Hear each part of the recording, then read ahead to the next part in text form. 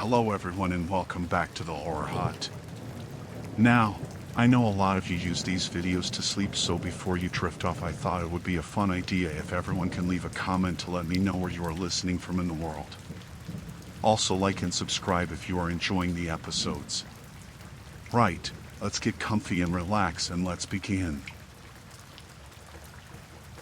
I moved into this apartment a few months ago, and at first, I loved it. It was my own space, finally. It's on the ground floor, which is convenient, and the windows are huge, so there's plenty of natural light.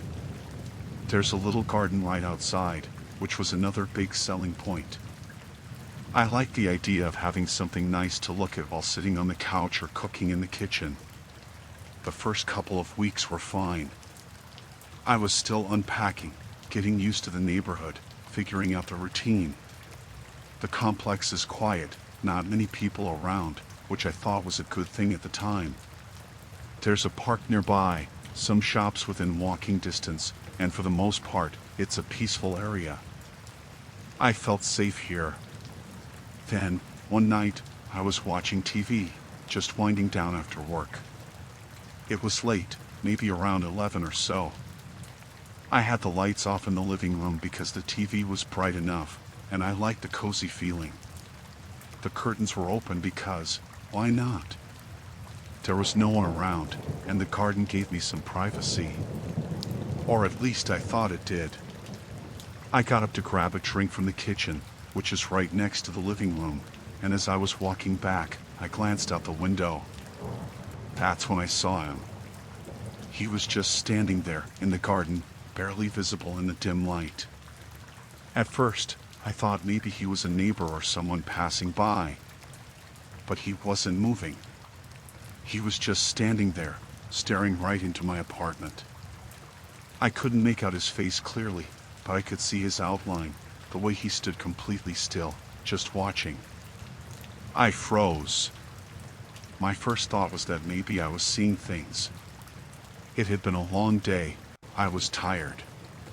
Maybe it was a trick of the light or something. But no, he was there. I stood in the middle of the room, unsure of what to do. My heart was pounding in my chest. I didn't want to make any sudden movements, like that would somehow make it worse. So, I just turned off the TV, thinking that maybe if I turned off the last bit of light, he wouldn't be able to see me anymore. But even in the dark, I could feel his eyes on me. I slowly backed away from the window, trying to stay out of sight. I grabbed my phone and went into the bedroom, where I felt a little safer with the door closed.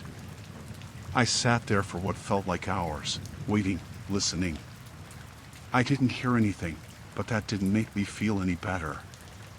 Eventually, I got the courage to peek out of the bedroom window, which faces the opposite side of the building.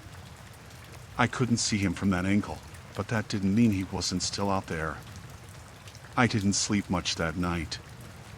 I kept thinking about that figure, standing in my garden, staring into my apartment like he was waiting for something.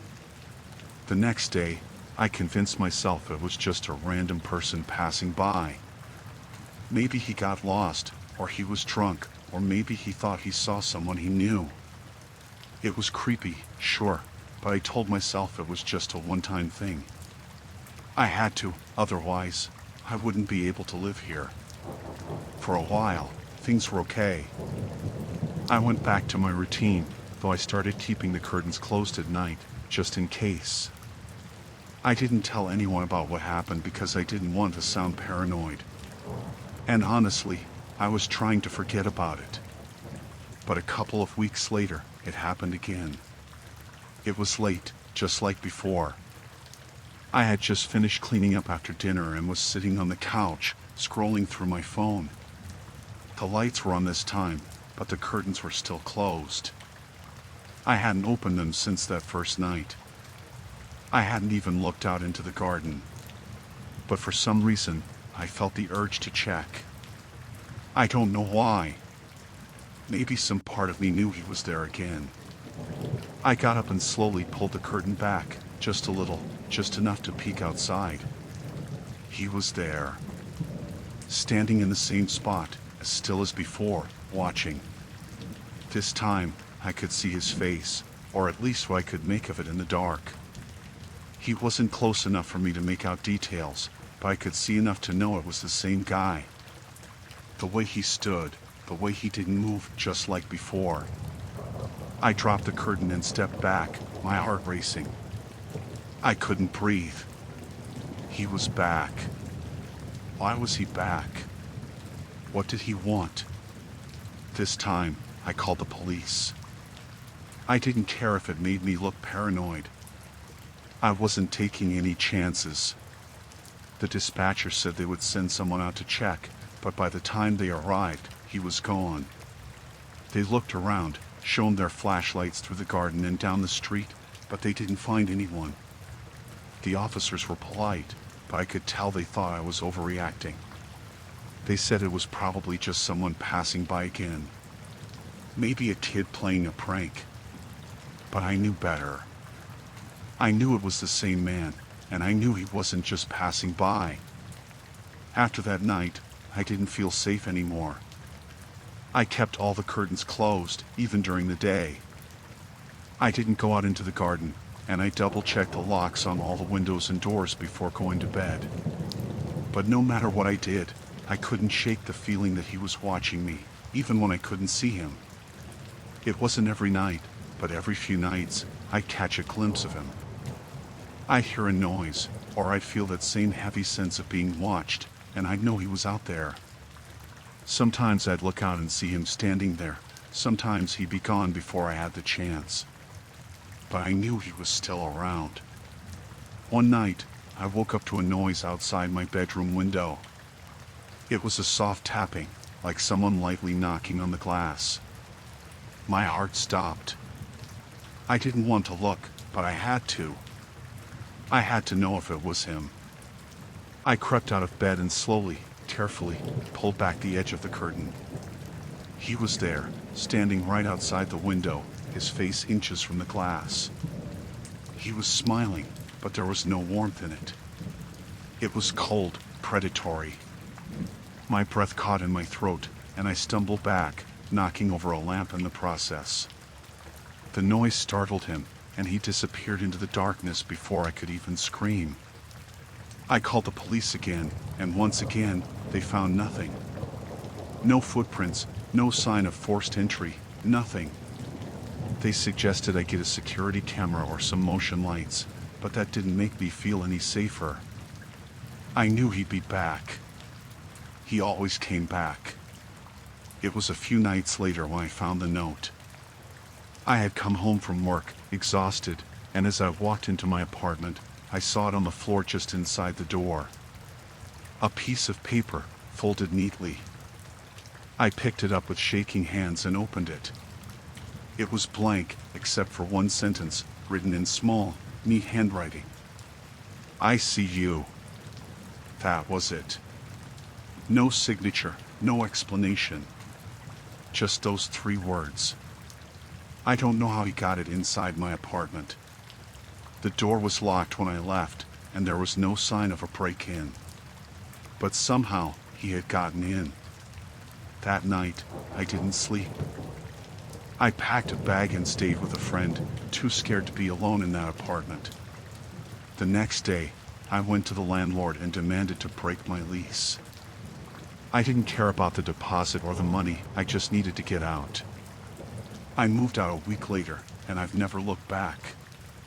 But sometimes, when I'm alone in my new place, I still feel that same cold, unsettling feeling. Like someone's watching me.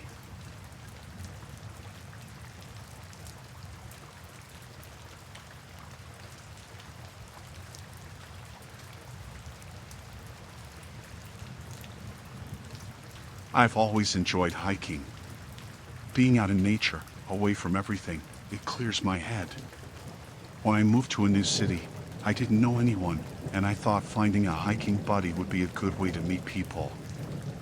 I joined a local hiking group online, and after a few weeks of chatting with people, I met a guy named Mark. He seemed normal enough. We exchanged messages about different trails, and eventually, we decided to meet up for a hike one Saturday morning. It wasn't anything complicated, just a moderate trail about 10 miles out of town. He said he'd been there a few times before, and he even offered to drive since I didn't know the area too well. I agreed. Looking back, that was probably my first mistake. When he picked me up, he seemed friendly. We made small talk on the drive, talking about our jobs, where we were from, stuff like that. He was a bit quiet, but nothing that raised any red flags. I figured he was just more of an introvert. That was fine by me. I wasn't looking for someone to chat the whole way through the hike. When we arrived at the trailhead, it was early, and there weren't many cars around. It was one of those mornings where the sky was a bit overcast, and everything felt quiet. Peaceful, I thought. We grabbed our gear and started walking. For the first hour, everything was normal. The trail wound through a dense forest, and you couldn't hear anything except the wind in the trees and the occasional bird. It was nice, actually. We didn't talk much, just the occasional comment about the scenery or how nice the weather was. Then, about halfway in, things started to shift. Mark, who had been walking a few steps behind me, suddenly sped up and got in front. He stopped in the middle of the trail and turned to me. "Hey," he said, pointing off to the side, "I know a shortcut." I looked where he was pointing. It was just trees. No path, no markers, nothing. I hesitated. Shortcut to where? I asked, trying to laugh it off. He didn't smile. "Back to the car," he said flatly. "It cuts out a good chunk of the trail." Something about the way he said it didn't sit right with me. We were about halfway through the loop, and it didn't make sense to take a shortcut now. The whole point was to finish the hike. "I think I'll just stick to the trail," I said, trying to keep my voice casual. "We're already halfway." Mark didn't move. He just stood there, staring at me. The friendly vibe from earlier was gone. His eyes looked different, cold, almost empty. "It's faster this way," he said, not moving. I started to feel uneasy. My gut was telling me something was off. "I'm good with staying on the trail," I repeated, taking a step back. "You can take the shortcut if you want. I'll meet you back at the car." He didn't answer at first. Just stood there, staring at me. Then, without a word, he turned and started walking off the trail, into the trees. I watched him go, hoping he would just disappear into the forest and leave me alone. But after a few steps, he stopped and looked over his shoulder. "You coming?" he asked. I shook my head, forcing a smile. "No, I'm good." He stared at me for a long moment. Then he shrugged and disappeared into the trees. I stood there, frozen for a few seconds, listening to the sound of him moving through the underbrush. I couldn't hear his footsteps anymore, and that's when I realized how quiet it had gotten. No birds, no wind. Just silence. I turned back toward the trail and started walking, trying to put some distance between us. I kept my pace steady, not too fast, but not slow either. I didn't want to make it obvious that I was freaked out, but my heart was racing. After a few minutes, I started to relax a little. Maybe I was overreacting. Maybe Mark really did know a shortcut, and he was just bad at explaining himself. I tried to shake off the bad feeling and focus on the trail ahead. Then, I heard something behind me. Footsteps. Slow, deliberate. I stopped. The footsteps stopped. I turned around, but there was no one there. Just trees and shadows. I waited for a second, listening. Nothing. I turned back and kept walking, a little faster this time. My heart was pounding in my chest, and I could feel sweat on the back of my neck. The quiet was starting to get to me. Every crack of a branch, every rustle of leaves made me jump. A few minutes later, I heard the footsteps again. Closer this time. I stopped again and spun around, but just like before, there was nothing. No one. Mark? I called out, my voice shaky. Is that you? Silence. I didn't know what to do. I was miles from the trailhead, and there was no one else around. My phone had no signal. I felt completely alone. I started walking again, faster this time.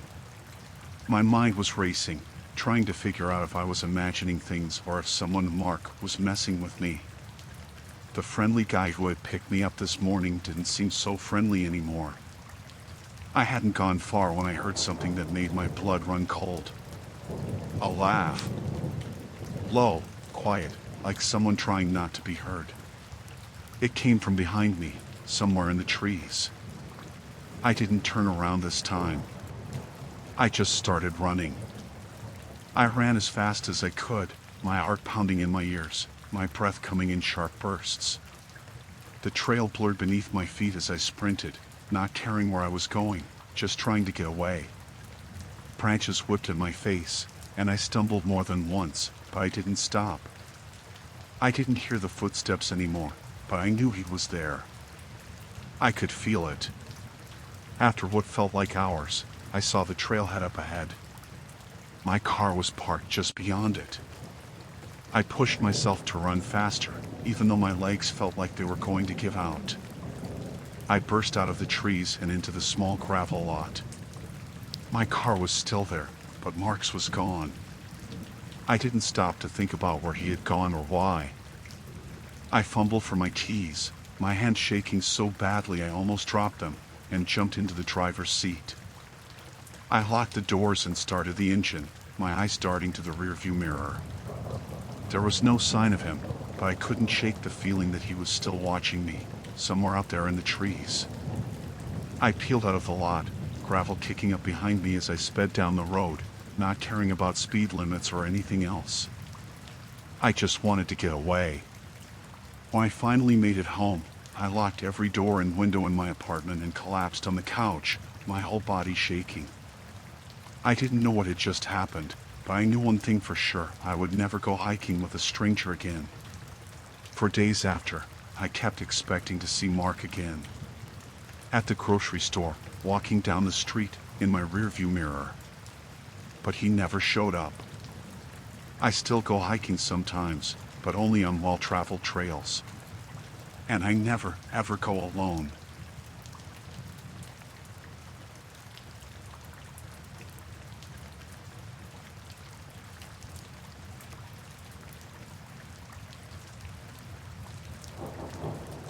I live alone, so when I came home one night and found the front door of my apartment wide open, I felt my stomach drop. Nothing was missing, but everything had been moved around just a little. The sofa pillows weren't where I left them. My laptop was tilted. The curtains were pulled back, which I never do. The worst part was that the door wasn't forced open. No sign of a break-in. I called the police, and they told me it was probably kids or someone messing around. I didn't believe it, but what could I do? The next morning, I called a locksmith to change my locks. The guy who showed up was in his late 30s, maybe early 40s. Normal looking. He was friendly, a little too friendly maybe. Asked a lot of questions. Small talk at first, where I worked, how long I'd lived there, that kind of thing. Then it got a little personal. You live alone, right? He asked, glancing around my apartment. I hesitated before answering, but I didn't want to be rude. Yeah, I said. Just me. He smiled, but it didn't reach his eyes. He kept working, chatting the whole time. I felt uneasy, but I told myself I was overreacting. He was just doing his job, and I was already jumpy because of the break-in. When he finished, he handed me the new keys and said, "You'll be safe now." Something about the way he said it made me uncomfortable. But I thanked him, paid, and watched him leave. For the next few days, things were fine. I was still on edge, but nothing happened. I started to relax, thinking maybe the break-in was just a one-time thing. Then I began to notice little things again. Small things, like before, but enough to make me feel like something wasn't right. My phone charger would be plugged into a different outlet. My shoes weren't where I'd left them by the door. The TV remote was on the coffee table and I swore I'd left it on the couch. I started double-checking everything before I left for work. Making sure all the windows were locked, doors shut tight, nothing out of place. But every time I came home, something would be off. I knew I wasn't imagining it. One night, I decided to set a little trap. I placed a mug on the edge of the kitchen counter, right where I would fall if anyone bumped into it. When I came home from work, the mug was on the other side of the counter.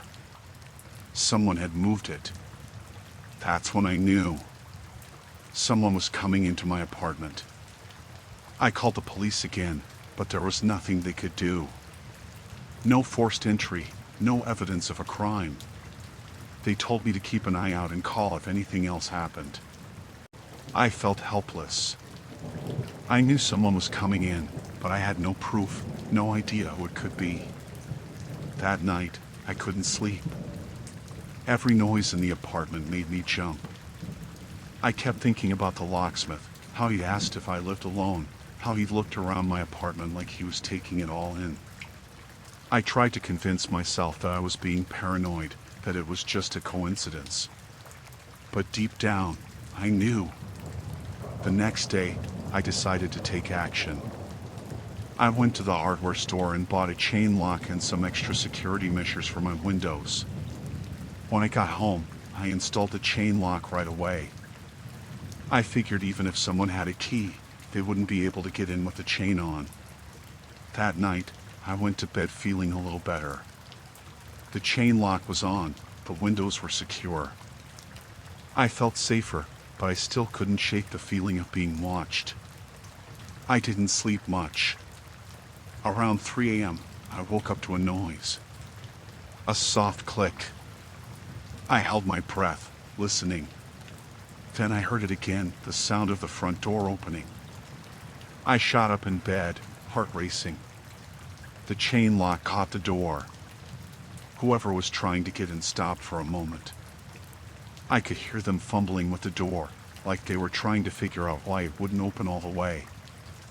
I got out of bed slowly, trying not to make a sound. My phone was on the nightstand. I grabbed it and dialed 911, my hands shaking. The dispatcher answered, and I whispered that someone was trying to break into my apartment. While I was on the phone, I heard the door shut quietly. Whoever it was had given up, for now. The police arrived about 10 minutes later, but by then, whoever had been at my door was long gone. There were no signs of forced entry, no fingerprints. Nothing. I didn't sleep at all that night. The police told me to stay with a friend for a few days, just in case. I packed a bag and left the next morning, but before I did, I installed a hidden camera in the living room. I needed to know who it was. I needed proof. I stayed with a friend for 3 nights. When I came back, the apartment seemed untouched. Nothing was out of place, and for the first time in weeks, I started to think maybe it was over. Maybe whoever it was had gotten scared off by the police. I checked the footage from the camera. For the first 2 nights, there was nothing. Just an empty apartment. Then, on the 3rd night, around 2 a.m., I saw it. The locksmith. He let himself in with a key, walked straight to the living room, and looked around. He didn't take anything. He just stood there for a while, staring at my things, walking around like he belonged there. He even sat on my couch. After about 20 minutes, he got up and left. I couldn't breathe. My hands were shaking so badly I almost dropped my phone. I felt sick. I called the police again and showed them the footage. This time, they took me seriously. They tracked the locksmith down, and it turns out he had a history of doing this kind of thing, breaking into homes he worked on, sometimes stealing, sometimes just watching. He was arrested, and I changed my locks again, this time with a different company. I also moved a few months later. I couldn't stay there after what happened. I still don't feel safe, even in my new place. Every time I hear a noise at night, I wonder if someone's there, watching me. I double-check the locks constantly, but it doesn't help. I don't know if I'll ever feel safe again.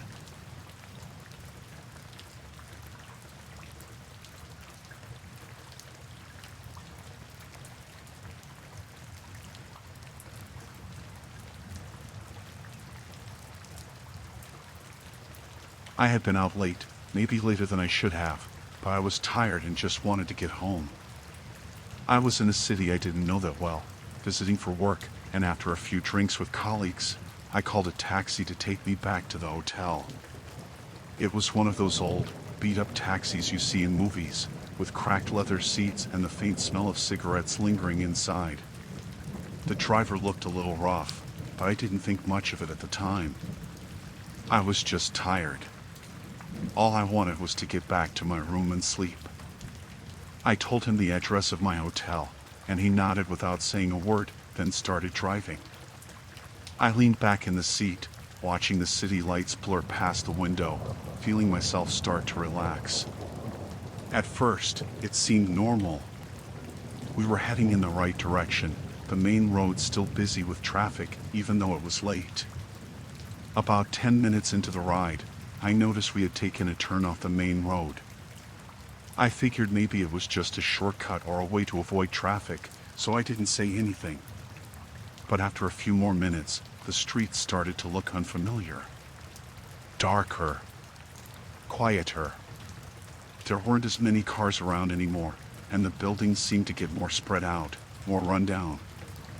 It wasn't the kind of area I expected to be driving through.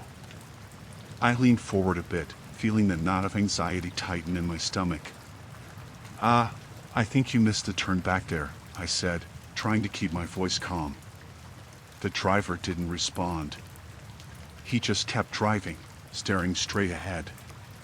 His hands gripped the wheel tightly, knuckles white under the dim light of the dashboard. I could hear my heartbeat in my ears, and that sick feeling of unease started to grow. I told myself I was overreacting, that he knew the way better than I did. Maybe this was just some back road to avoid traffic. But then we took another wrong turn, and I knew something was wrong. We were heading into an area that looked completely deserted, no streetlights, no houses, just empty warehouses and industrial buildings. I sat up straighter, my eyes darting around, trying to figure out where we were. Hey, this isn't the right way. Where are we going? I asked, louder this time. Still, no answer. That's when I tried the door handle. It didn't budge. The locks were on, and no matter how hard I pulled, it wouldn't open. I tried the other door, reaching across the seat in a panic, but it was the same. Locked. My heart was racing now. I felt trapped, stuck in this car with no way out. I leaned forward again, trying to keep my voice steady, but I could hear the fear creeping in. Let me out. Now. You're going the wrong way. The driver finally spoke, his voice low and rough. We're not going to your hotel, he said. Sit back. My stomach dropped. The way he said it, so cold and matter-of-fact, sent a chill down my spine. I started to panic, my mind racing, trying to figure out what to do. I pulled out my phone, but as soon as I unlocked the screen, he reached over and grabbed it from my hand, tossing it onto the dashboard, out of my reach. You're not calling anyone, he said, his eyes briefly meeting mine in the rearview mirror. There was something in his eyes that terrified me, calm, like he had done this before, like he knew exactly what he was doing. I felt the walls closing in, my breath coming faster. Please, just let me out. I don't want any trouble. Just let me go. He didn't respond, just kept driving deeper into the dark, empty streets. I could see the warehouse buildings looming closer, their windows dark and broken, graffiti covering the walls. There was no one around. No one to see us. No one to help. I started banging on the windows, hoping anyone would hear me. But the streets were empty. The only sound was my fist hitting the glass, the dull thud echoing inside the car. What do you want? I asked, my voice shaking now. I couldn't keep the fear out anymore. Why are you doing this? He didn't answer, just kept driving. I could see the grin on his face now, a small, twisted smile like he was enjoying this, like he was feeding off my fear. The road ahead was getting narrower, the buildings taller, and the streetlights fewer until we were driving in almost complete darkness. My mind was racing, trying to think of a way out. I couldn't break the windows. I couldn't open the doors. My phone was out of reach. I looked around the back seat, hoping for something, anything I could use, but it was bare. Just the old leather seats and the faint smell of cigarettes. I remembered my bag.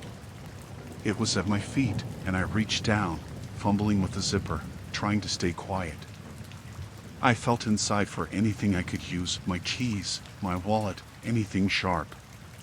My hand closed around my keys, and I pulled them out slowly, gripping them tight in my hand. The driver hadn't noticed. He was still focused on the road, that sick grin on his face. I waited, heart pounding, trying to figure out what to do. I knew I had one chance, and if I messed it up, I didn't know what would happen. We were getting closer to the warehouses now, the buildings on either side of us tall and imposing.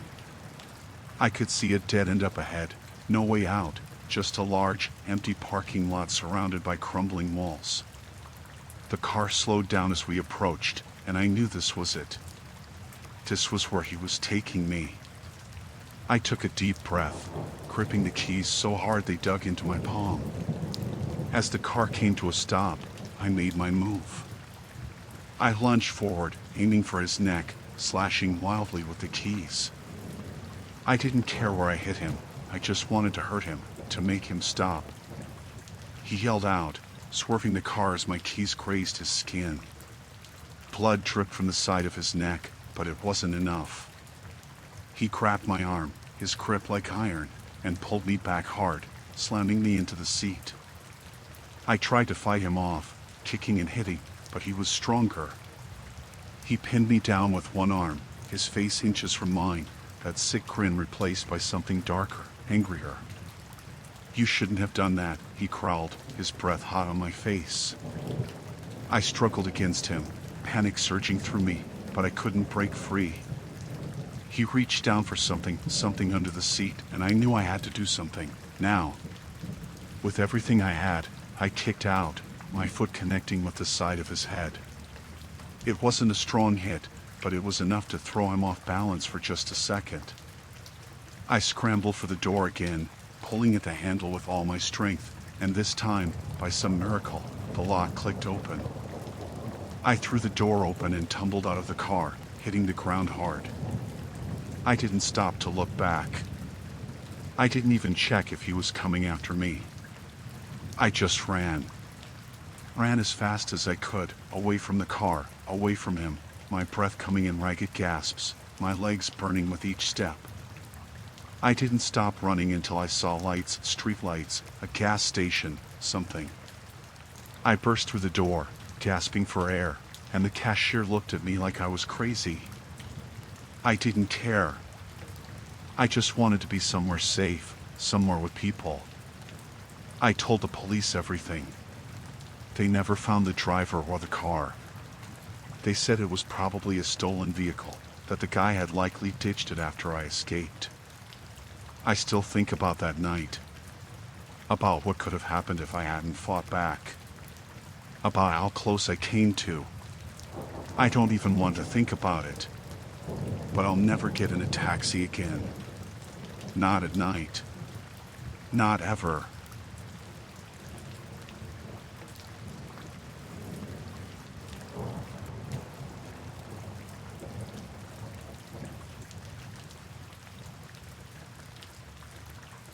When I first moved into the apartment, everything seemed fine. It was a small place, 2 bedrooms, a shared bathroom, kitchen, and a little living area. Nothing fancy, but it was affordable and close to campus, which was really all I cared about. I'd met Rachel, my new roommate, through one of those roommate matching sites, and she seemed alright during the few messages we exchanged. She was studying psychology, quiet, and seemed like the kind of person who'd mostly keep to herself. I figured that was a good match for me. At first, things were normal. We didn't see much of each other because our schedules didn't really line up. I was in class most of the day, and she worked at night, so by the time I got home, she was usually leaving for her shift. When we did cross paths, she'd say hi, maybe make small talk about classes or work, but nothing more than that. I didn't mind. I wasn't looking for a best friend, just someone who paid rent on time and didn't blast music at 2 a.m. But after the first month, I started noticing things. Little things that didn't feel right. At first, it was just subtle stuff, things in my room being slightly out of place when I got home. A notebook I was sure I left on my desk would be on the floor, or my bed would look like someone had sat on it. I figured I was just being paranoid. Maybe I'd left the notebook there without realizing. Maybe I hadn't made my bed as neatly as I thought I had. I tried to brush it off, telling myself it wasn't a big deal. Then I started catching Rachel staring at me. Not just a passing glance, but staring. I'd walk into the living room, and she'd be sitting on the couch, eyes fixed on me, like she'd been waiting for me. She wouldn't say anything, just watch me walk by, her expression blank. Sometimes, I'd wake up in the middle of the night, and when I'd walk to the bathroom, I'd find her standing in the hallway, just standing there in the dark. She wouldn't move, wouldn't say anything, just stood there, watching. It was unsettling, but again, I told myself I was overreacting. Maybe she was just weird, or maybe she was sleepwalking. People do weird things, and I didn't want to jump to conclusions. But the longer it went on, the more uncomfortable I became. I started locking my door at night, just to give myself peace of mind. One night, I woke up to the sound of my door handle rattling. At first, I thought maybe I'd imagined it, but then I heard it again, slow, deliberate, like someone was testing to see if the door was locked. I froze, my heart pounding in my chest. I could hear footsteps outside my room, soft and careful, like someone trying not to be heard. I sat up in bed, straining to listen, and after a few minutes, the footsteps stopped. I waited for what felt like hours before I finally got out of bed, quietly unlocking my door and peeking out into the hallway. It was dark, but I could make out Rachel's door, slightly ajar. I stepped into the hallway, my bare feet cold against the wooden floor, and walked to her door. I pushed it open just a little, not wanting to wake her, but what I saw made my stomach turn. Her room was a mess, papers and books scattered everywhere, clothes piled up in the corner. But what caught my attention was the small table in the corner of the room, covered in notebooks. Not just any notebooks, my notebooks. My journals, my class notes, even a few of my textbooks, all laid out neatly in a row. There were photos, too. Pictures of me. Some from inside the apartment, some from outside. One was of me walking to class, another of me sitting in the living room watching TV. They were all candid, all taken without me knowing. I felt sick. I backed out of the room, not sure what to do. My hands were shaking, my mind racing. Why would she be taking pictures of me? Why did she have my stuff? My first instinct was to confront her, but something told me not to. Something about the way she'd been acting, the way she'd been watching me, made me think that wouldn't end well. I went back to my room and locked the door again, my heart pounding so hard I could feel it in my throat.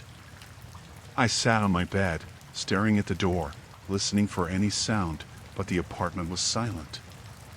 I didn't sleep that night. I just sat there, waiting for morning. The next day, I decided to pack up and leave. I didn't have a plan, but I knew I couldn't stay there anymore. I didn't feel safe, not with Rachel in the next room. I waited until she left for work, and then I started throwing my stuff into bags as quickly as I could. I figured I could crash at a friend's place for a few nights until I figured out where to go next. As I was packing, I heard the front door open. My heart dropped. I wasn't expecting her back for hours, but there she was, standing in the doorway, staring at me with that same blank expression. "Leaving already?" she asked, her voice calm, almost too calm. I froze, my hand halfway to my bag. "Yeah," I said, trying to keep my voice steady. "I've got some stuff I need to take care of, so I'll be staying with a friend for a while." She didn't say anything, just stood there, blocking the doorway. I could feel my pulse racing, the hairs on the back of my neck standing up. I didn't know what she was going to do, but I knew I needed to get out of there, and fast. "I'll just grab the rest of my things and go," I said, trying to move around her, but she stepped in front of me, her eyes locked on mine. "You don't have to leave," she said, her voice soft but unnerving. "We're getting along just fine." I swallowed hard, my throat dry. I really need to go." She stepped closer, her eyes narrowing. "I've been watching you, you know," she said. "I know everything about you."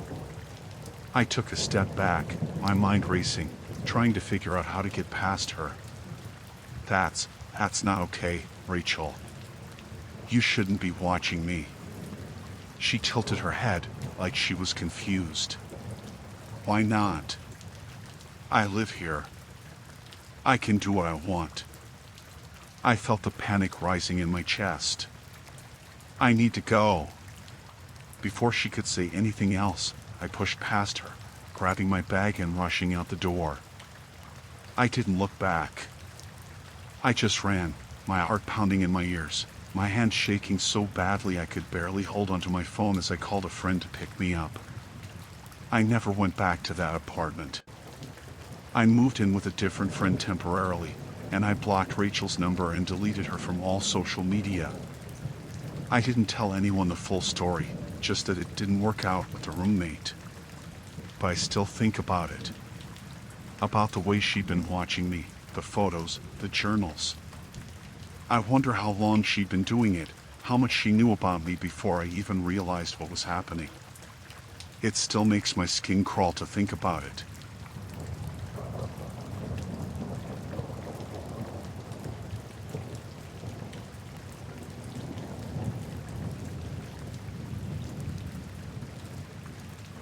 I had been on the train for about an hour already when I first noticed him.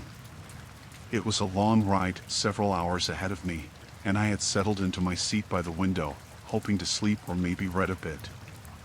It wasn't too crowded, maybe half full, and I liked that it was quiet, mostly people minding their own business. The rhythmic clatter of the tracks had a calming effect, and I let myself relax, looking out at the trees and fields passing by. He was sitting across the aisle, a few rows ahead of me at first. I didn't pay attention to him right away.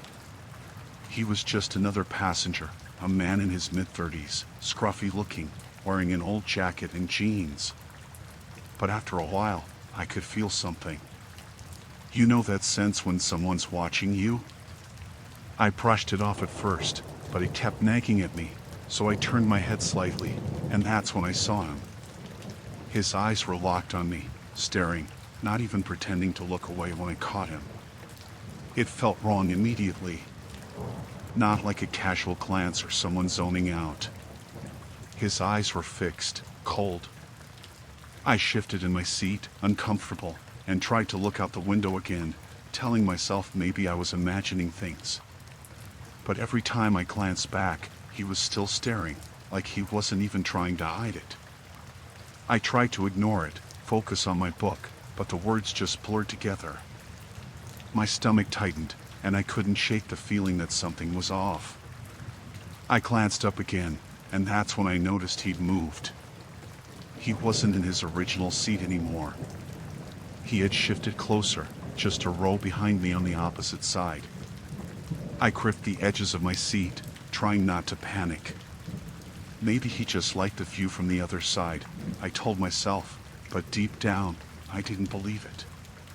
My heart started to race, and I wondered if I should move to another car. But I didn't want to make it obvious that he was making me uncomfortable. I kept thinking, maybe I'm overreacting. Then I heard him stand up. The soft shuffle of his feet made my skin crawl. I glanced out of the corner of my eye, and he was walking down the aisle, slowly. For a second, I thought maybe he was going to the restroom, but then he stopped right next to my row. He slid into the seat directly across from me. There were plenty of empty spots in the car, but he chose that one, right there, just a few feet away. My hands started to sweat, and I gripped my bag a little tighter. I could feel his eyes on me again, not just a glance this time, but that same intense stare. "Long trip," he said. I didn't want to respond. I didn't want to engage with him at all, but I felt trapped. If I ignored him, he might get angry. If I answered, he might think I was interested in talking. I kept my eyes on the window and nodded slightly, hoping that would be enough. "Where are you headed?" he asked, his voice low, too familiar. I didn't want to tell him. I didn't want him to know anything about me. But again, I felt like I couldn't just sit there in silence. So I muttered, "Just visiting family," hoping that would end it. But it didn't. He leaned forward, his elbows on his knees, eyes still locked on me. "Where's your family live?" That made my stomach churn. I could feel the tension building, every instinct in me telling me to get away. "A few towns over," I said, my voice as flat as I could make it, hoping he'd lose interest. He didn't. Instead, he leaned back in his seat, eyes never leaving my face. "I'm heading that way too," he said, a slow smile creeping across his face. "Maybe I'll see you around." That's when I realized he wasn't planning to get off at his stop. The way he said it, so casual, like he'd already decided. My mind started racing, trying to figure out what to do. I couldn't stand up and leave without him noticing. He was too close. If I waited too long, he might follow me when I tried to get off the train. I didn't know what to do. My phone was in my bag, and I thought about texting someone, but I didn't want to pull it out in front of him. I didn't want him to know I was panicking. I glanced around the car, hoping maybe someone else would notice what was going on, but the few other passengers were either sleeping or too far away to see. For a while, he just sat there, staring at me. Not saying anything, just watching. I could feel my heartbeat in my throat, and every second felt like it stretched on forever. I thought about making up an excuse to move, maybe go to the dining car or the bathroom, but I was scared he'd follow. I didn't want to leave him anywhere more isolated. Suddenly, he leaned forward again. "You seem nervous," he said, his voice low, almost mocking. "Something wrong?" I tried to laugh it off, but it came out shaky. "I'm just tired," I lied, hoping he'd buy it. But his smile didn't fade. If anything, it grew wider, more unsettling. "You should relax," he said. "We've got a long ride ahead." That was it. I couldn't take it anymore. I grabbed my bag and stood up quickly, trying not to show how terrified I was. "I'm going to get some air," I said, my voice barely steady. He didn't move, didn't try to stop me, but his eyes followed me as I walked down the aisle. My legs felt weak, like they could give out any second, but I forced myself to keep walking, to keep my head up. I moved into the next car, then the next, putting as much distance between us as I could without running. When I finally found an empty seat near the back, I collapsed into it, my hands shaking uncontrollably. I pulled out my phone and texted a friend, just to have someone know what was happening, but I didn't feel any safer. My eyes kept darting to the door, expecting him to follow me at any second. The rest of the ride was a blur. Every time the train stopped, I watched the doors, praying he would get off, but he never did. He stayed on the train, somewhere behind me, and I couldn't shake the feeling that he was still watching, still waiting. When my stop finally came, I waited until the last possible second to get off, hoping he wouldn't notice. I rushed off the train, pushing through the crowd as quickly as I could. I didn't look back. I didn't want to see if he was following. I got to the station, called a friend to pick me up, and waited in the most crowded part of the platform. My heart didn't stop racing until I was in the car, driving away, putting as much distance as I could between me and that train. I don't know what he wanted, but I know it wasn't good. I've never felt that kind of fear before, that feeling of being hunted, trapped. I still take the train sometimes, but I can't relax, not like before. Every time I board, I scan the seats, checking for that face, for those eyes watching me, waiting for the next time I won't be able to get away.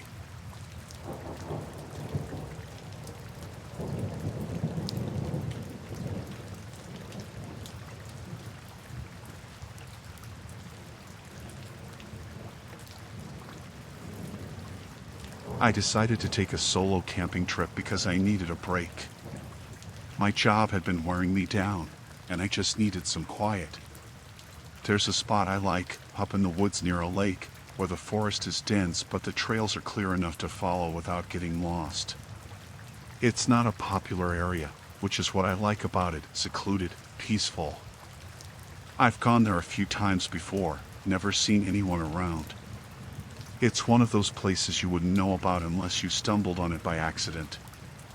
I arrived early in the afternoon, found a good spot, and set up my tent near a clearing, not too far from the lake but far enough that I wouldn't hear the water all night. The air was cool, crisp, perfect for a campfire later. I spent the first few hours just relaxing, walking around the trails, enjoying the quiet. There was no one around, not a soul in sight.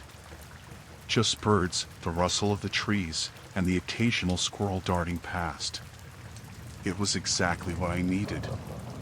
By the time the sun started to dip below the tree line, I had a fire going and was sitting by it, eating some food I'd brought with me.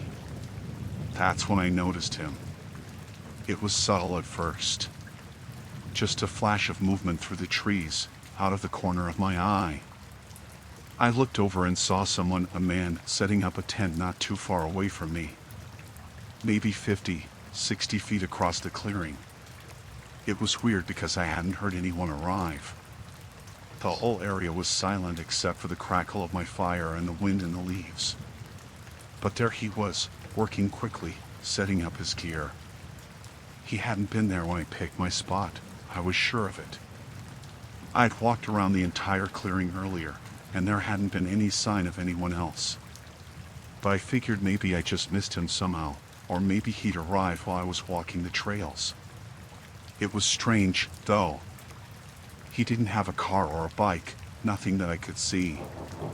Just him, a tent, and his backpack. I tried not to think much of it. The woods were public, after all, and he had just as much right to be there as I did. Still, something about it didn't sit right with me. I wasn't used to seeing other people out here, especially not at that time of year. It was getting late in the season, and most campers had moved on for the year. I watched him for a bit, and he never looked my way. Just focused on what he was doing, like he hadn't even noticed me. After a while, I went back to my fire, trying to relax, but I couldn't shake the feeling that something was off. It wasn't until later, when the sun was fully set and the fire was burning low, that things got weird. I was sitting there, poking at the embers with a stick, when I glanced up, and he was standing by his tent. But he wasn't just standing, he was watching me. Staring right at me, from across the clearing. His face was blank, no expression at all, just this cold, fixed gaze. It was unnerving. I couldn't tell if he was trying to figure something out or if he was angry or what, but he didn't move. For a long moment, I didn't move either. I just sat there, gripping the stick in my hand, my pulse picking up. I told myself it was nothing. Maybe he was just zoning out, looking in my direction without really seeing me. But the longer I sat there, the more I could feel his eyes on me, sharp and deliberate. I tried to shrug it off, told myself I was being paranoid. People can be weird, right? I figured maybe he was just shy, or didn't know how to act around strangers.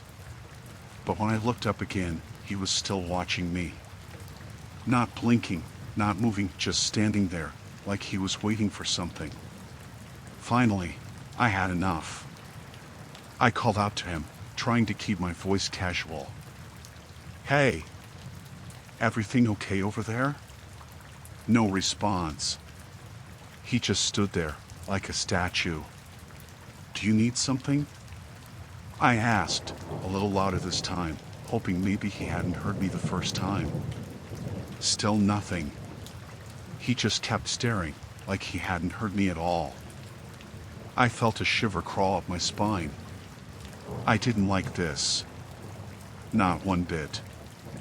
I stood up, trying to shake off the unease, and walked a little closer to the edge of my campsite, but I kept my distance from him. "Is there a problem?" I asked, trying to keep my tone calm, even though my heart was racing. He finally moved.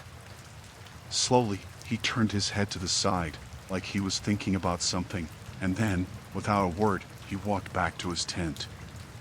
He didn't look at me again.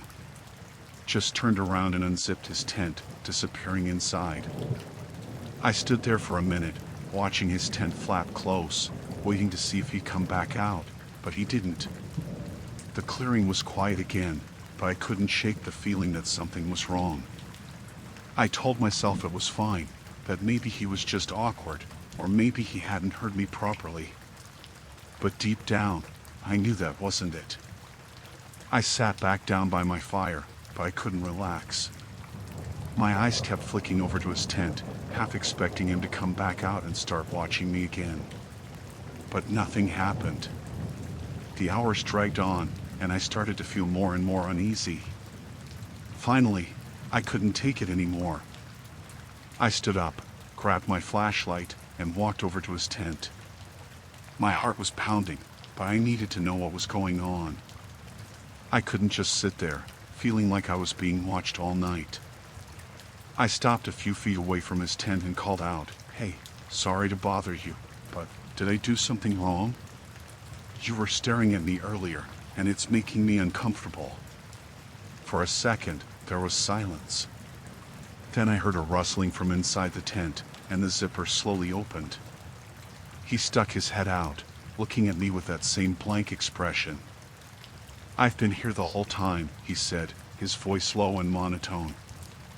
I blinked, confused. "What do you mean?"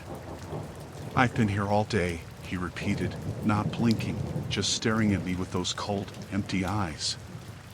My stomach dropped. That didn't make any sense. I had seen him arrive. I had watched him set up his tent. He hadn't been here when I arrived. I was sure of it. You just got here this evening," I said, my voice shaking a little. "I saw you set up your tent." He shook his head slowly, his eyes never leaving mine. "No. I've been here all day. You must have missed me." I didn't know what to say. His tone was so flat, so certain, that for a second, I doubted myself. But I knew what I had seen. I had walked around that clearing. I had checked the area. There was no way I could have missed him. "I don't know what kind of game you're playing," I said, trying to sound braver than I felt, "but it's not funny." He didn't respond. He just looked at me, his expression never changing, and then, without another word, he zipped up his tent again and disappeared inside. I stood there, staring at his tent, my mind racing. None of this made sense. I felt a cold sweat break out on the back of my neck, and I realized I needed to get away from him. I didn't know what his deal was, but I wasn't sticking around to find out. I hurried back to my own tent, my heart pounding in my chest. I packed up my gear as quickly and quietly as I could, constantly glancing over at his tent, half expecting him to come out and stop me. But he didn't. Within minutes, I had everything packed up, and I started making my way back to the trail, my flashlight cutting through the darkness. I didn't care that it was late. I didn't care that I'd have to hike back to my car in the middle of the night. I just needed to get away from that man. As I walked, I kept glancing over my shoulder, expecting to see him following me. But every time I looked, there was nothing there. Just the dark, empty woods. I made it back to my car without incident, but even as I drove away, I couldn't shake the feeling that I was being watched. I don't know what that guy's deal was, and I don't want to know. But I've never gone camping alone again, and I don't think I ever will.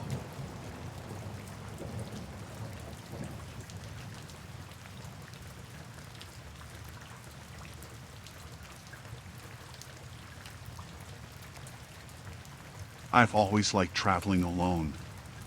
It gives me time to think, clears my head.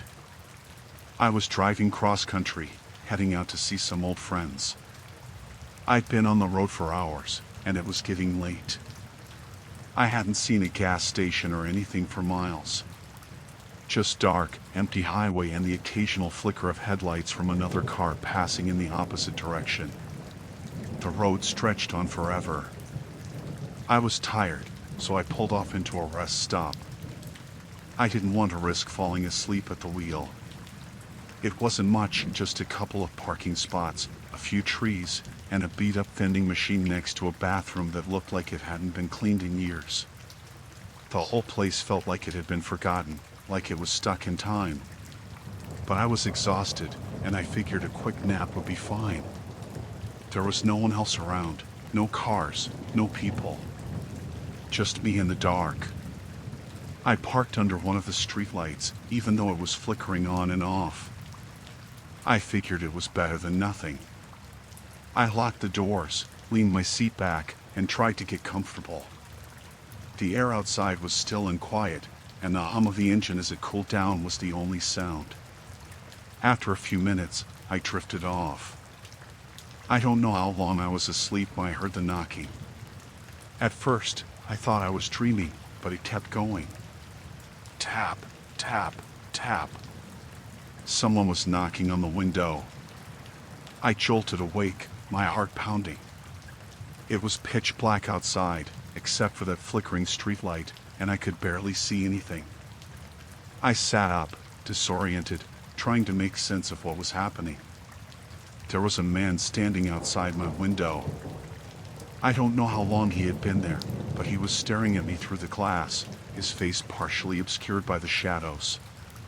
He had his hand raised, ready to knock again, and he was just waiting. I rolled the window down just a crack, barely enough to talk through. "Can I help you?" I asked, trying to keep my voice steady. The man leaned in closer, his face now visible under the weak light.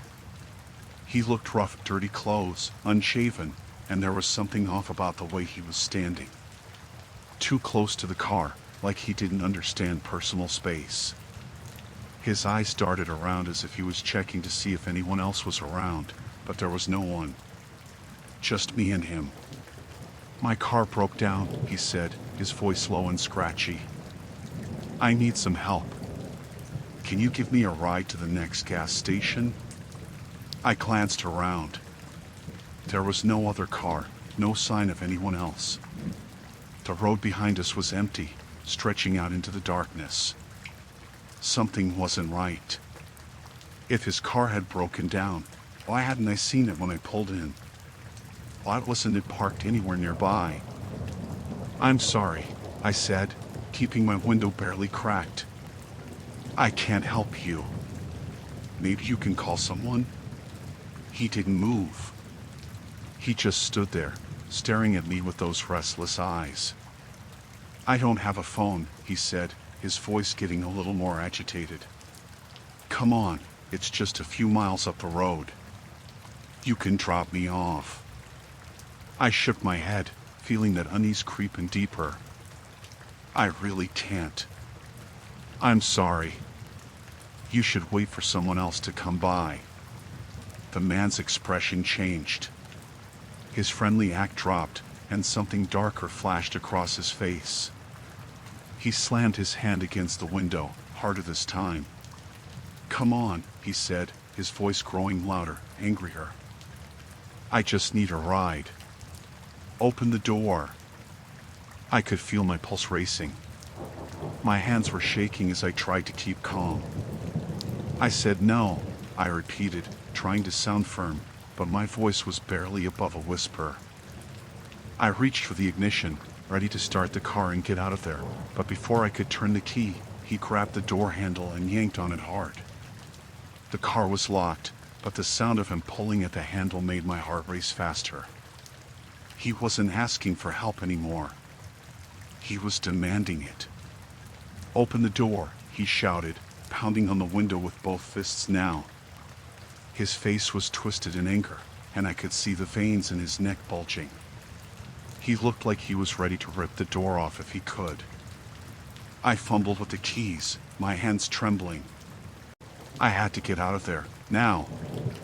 I turned the key in the ignition, and the engine roared to life. The man backed up for a second, his eyes wild, but then he rushed at the window again, slamming his fists against the glass so hard I thought it might shatter. "Let me in," he screamed, his voice breaking into a manic, desperate rage. I threw the car into reverse, my tires screeching as I backed out of the parking spot. The man chased after me, still pounding on the windows, but I didn't stop. I didn't even look back.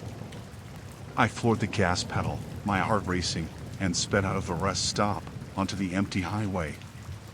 For a few minutes, I drove in silence, the adrenaline still pumping through me. I kept glancing in the rearview mirror, half expecting to see him running after me down the road. But there was nothing. Just a dark, endless stretch of highway. I kept driving, not slowing down until I saw the lights of a gas station up ahead. I pulled in, my hands still shaking as I parked near the front. I couldn't stay at that rest stop, and I didn't know where else to go. I just needed to be around people. When I walked into the gas station, the clerk looked up from behind the counter, giving me a curious glance. I must have looked like a mess. My hair was disheveled, my clothes wrinkled from sleeping in the car, and my face probably pale from the shock of what had just happened. I didn't say anything to him, just grabbed a bottle of water from the fridge and walked up to the counter. As I paid, I kept looking over my shoulder, half expecting the man to show up again, to follow me here. But he didn't. After a few minutes, I finally started to calm down. I sat in the gas station parking lot, drinking my water and staring out at the highway. I still couldn't shake the feeling that he was out there, somewhere, watching me. Waiting. I didn't stay long. As soon as I felt like I had gathered myself enough, I got back in the car and kept driving, not stopping until I reached a small motel a few towns over. I barely slept that night, jumping at every little sound, imagining the man breaking down the door, trying to get inside. The next morning, I reported the incident to the police, but they didn't seem too concerned. They took my statement, said they'd keep an eye out, but I could tell they didn't think it was that serious. To them, it was probably just some desperate guy looking for help. But I knew it was more than that.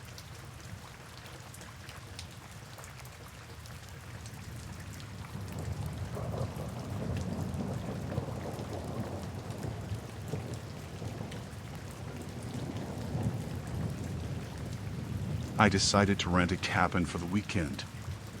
I've been under a lot of stress lately, work's been non-stop, and I just needed a break. It wasn't too far from the city, maybe a 2-hour drive into the woods.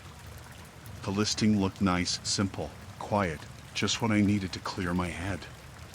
The host seemed friendly too, left a note in the booking saying if I needed anything to just let him know. His name was Craig. I got there late in the afternoon on Friday. The sun was starting to set, and the cabin was tucked away in a pretty remote area. The road leading up was narrow, gravel crunching under the tires. Trees surrounded the place, thick enough that you couldn't see much beyond them. No neighbors, no traffic, just the sound of wind rustling through the branches. When I arrived, Craig was already there, waiting outside on the porch. He waved, smiling, and came over as I parked. "Hey! Glad you made it," he said. He was tall, probably in his late 40s, with a beard and a worn baseball cap. He had that sort of friendly but rough look you'd expect from someone who lives out in the woods. We shook hands, and he gave me a quick tour of the place. The cabin was small but cozy. There was a living room with a fireplace, a kitchen, and a bedroom. Everything was clean and simple, just like the pictures. Craig showed me how to work the wood stove, where the extra firewood was, and mentioned that cell service might be spotty out there, but there was an old landline if I needed to call out. Then he handed me the keys. "I live about 15 minutes up the road," he said, pointing back toward the way I came. "If you need anything, just give me a ring. But otherwise, I'll leave you to it. Hope you enjoy your stay." I thanked him, and he left. It felt good to be alone, just me and the quiet. I unpacked my bag, made some dinner, and sat by the fire for a while. The place was peaceful, exactly what I needed. The first night was uneventful. I slept fine, the bed was comfortable, and the sounds of the forest were kind of soothing. But the next morning, when I got up, something felt off. It wasn't anything big at first, just small things that didn't seem right. The door to the cabin, the one I was sure I had locked before going to bed, was unlocked when I went to make coffee. I brushed it off at first, thinking maybe I'd just forgotten. But then I noticed that the curtains in the living room were open. I distinctly remembered closing them the night before. It was strange, but I told myself maybe the wind had shifted them, or I was just tired when I'd arrived and wasn't thinking straight. I went for a hike later that day, spent most of it out in the woods, and tried to forget about it. By the time I got back, it was already starting to get dark. I made some dinner again, read a bit, and then settled in for another quiet night. But that second night, I woke up around 3 a.m. It was dead quiet, the kind of silence where you can hear your own heartbeat. Something felt wrong, but I didn't know why. I lay there for a minute, listening, and then I heard a creak, like floorboards shifting, coming from the living room. My heart started pounding. I sat up in bed, listening harder, trying to figure out if I'd imagined it. But then there was another sound, soft, like something brushing against the door. I didn't want to go out there, but I had to know. I got out of bed as quietly as I could, grabbing the flashlight I'd left on the nightstand. The door to the bedroom was slightly ajar, and I slowly pushed it open, the beam of light cutting through the darkness. The living room looked the same as it had before.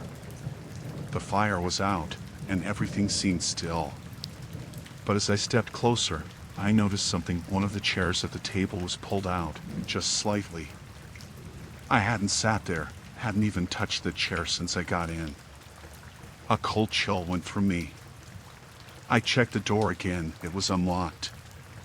I locked it, this time making sure, and then I checked all the windows. Nothing seemed broken or forced, but the unease stayed with me. I tried to go back to bed, but I couldn't sleep. Every noise, every little creak or rustle, made my skin crawl. The next morning, I woke up late, exhausted from barely sleeping. I made some coffee and sat down at the kitchen table, staring at that chair, wondering if I should just leave. Maybe I was being paranoid, maybe it was nothing, but I couldn't shake the feeling that someone had been in there. I even checked my stuff, but nothing was missing. I spent the day around the cabin, too uneasy to go for another hike. The whole place felt different now, like the walls were watching me. Every time I walked by the windows, I felt exposed, like someone was out there, watching. I tried to tell myself it was just in my head, but I couldn't relax. That night, before going to bed, I made sure everything was locked. I double-checked the windows, checked the door again, and even pushed a chair against it, just in case. I wanted to sleep, but the anxiety kept me up. Around midnight, I heard it again. Footsteps, slow and deliberate, just outside the bedroom door. My heart was pounding so hard I thought I'd pass out. I didn't dare move. The footsteps stopped, and for a moment, there was nothing but silence. Then, the door handle rattled. I froze, my breath caught in my throat. It was subtle, like someone was testing it, seeing if it was locked. The door didn't open, but the sound of the handle moving slowly, deliberately, made my blood run cold. I grabbed my phone, but of course, there was no signal. The landline was in the living room. I wasn't about to go out there. I waited, not moving, for what felt like hours, but nothing else happened. The door didn't open, no more footsteps. Eventually, I must have fallen asleep, though I don't know how. The next morning, I couldn't take it anymore. I packed my things as quickly as I could. I didn't even make coffee, just grabbed my bag and threw it in the car. As I was about to leave, I noticed something that made my stomach drop. On the floor, near the door, was a piece of crumpled paper. I picked it up, my hand shaking, and uncrumpled it. It was a note, scribbled hastily in pencil. "You should have left sooner." I didn't wait to read it again. I got in my car and drove, not looking back, not stopping until I was miles away. I didn't even call Craig, didn't leave a review, nothing. I just wanted to forget the whole thing, but I couldn't. Someone had been inside the cabin while I was sleeping. Someone had been watching me, moving things around, testing the door. And they had left that note. I don't know who or why, and I don't want to know.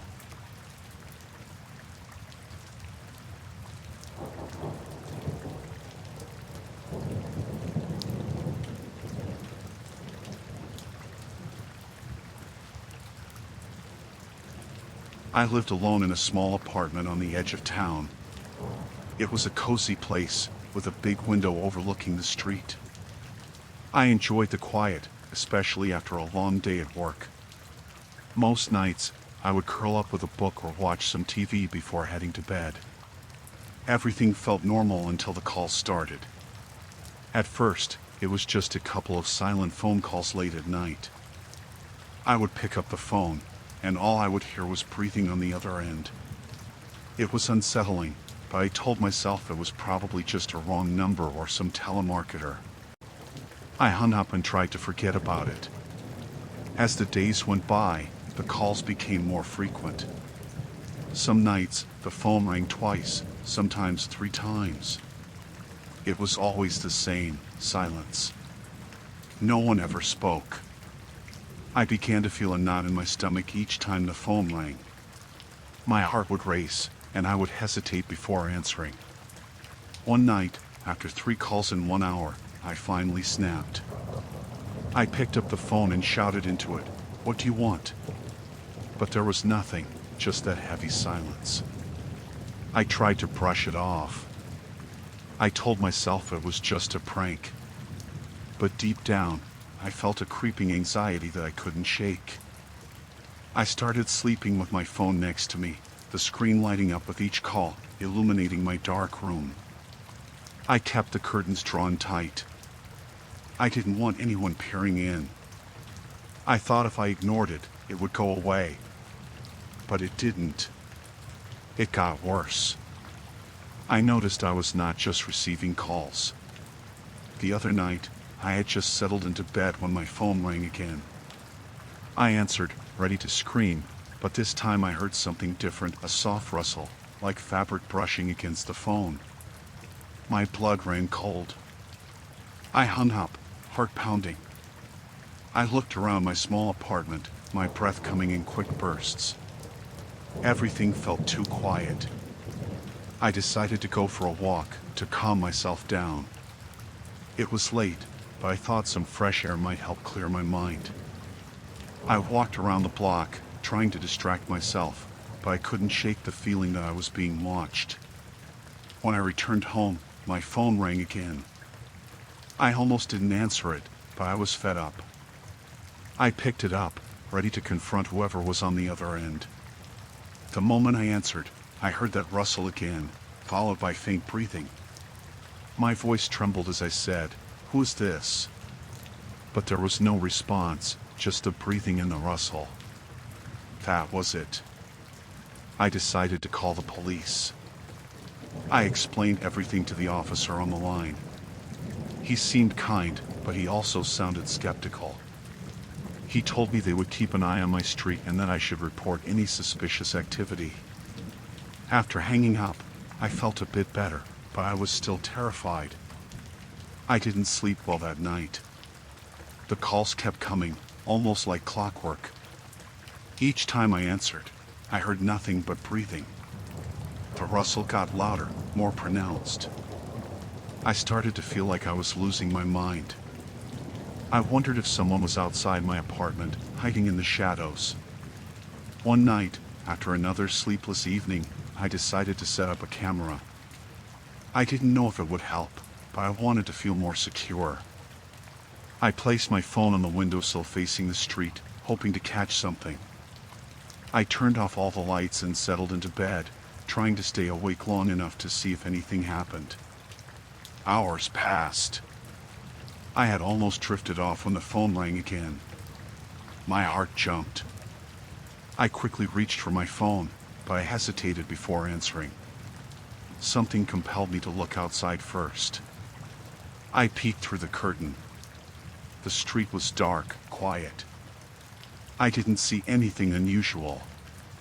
I answered the call. The familiar rustle came through the line, but this time there was something else.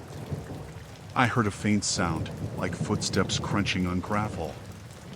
My heart raced, and I felt a chill run down my spine. I put my phone on mute and listened intently. The footsteps continued, getting closer to my building. I held my breath, waiting, hoping it was just my imagination. Then, I heard it. A voice. Low and menacing, just outside my window. I couldn't make out the words, but I could feel the weight of it, the intent. I quickly dropped the phone and backed away from the window. My mind raced. Should I call the police again? I felt frozen in place. Suddenly, I remembered the camera. I rushed to grab my phone from the windowsill and turned on the recording. I wanted to capture whatever was happening. I positioned it to face the door, hoping to catch a glimpse of whoever was outside. The footsteps stopped. I sat in silence, the room heavy with tension. I glanced at my phone, watching the red recording light. Minutes passed, but nothing happened. Just when I thought I might have imagined the voice, I heard a knock. It was soft at first, then louder. My heart raced again. I couldn't believe it. Someone was knocking on my door. I couldn't stay there. I knew I had to get out. I grabbed my bag and quietly slipped on my shoes. I planned to sneak out the back door. I opened it just enough to peek outside, but all I saw was darkness.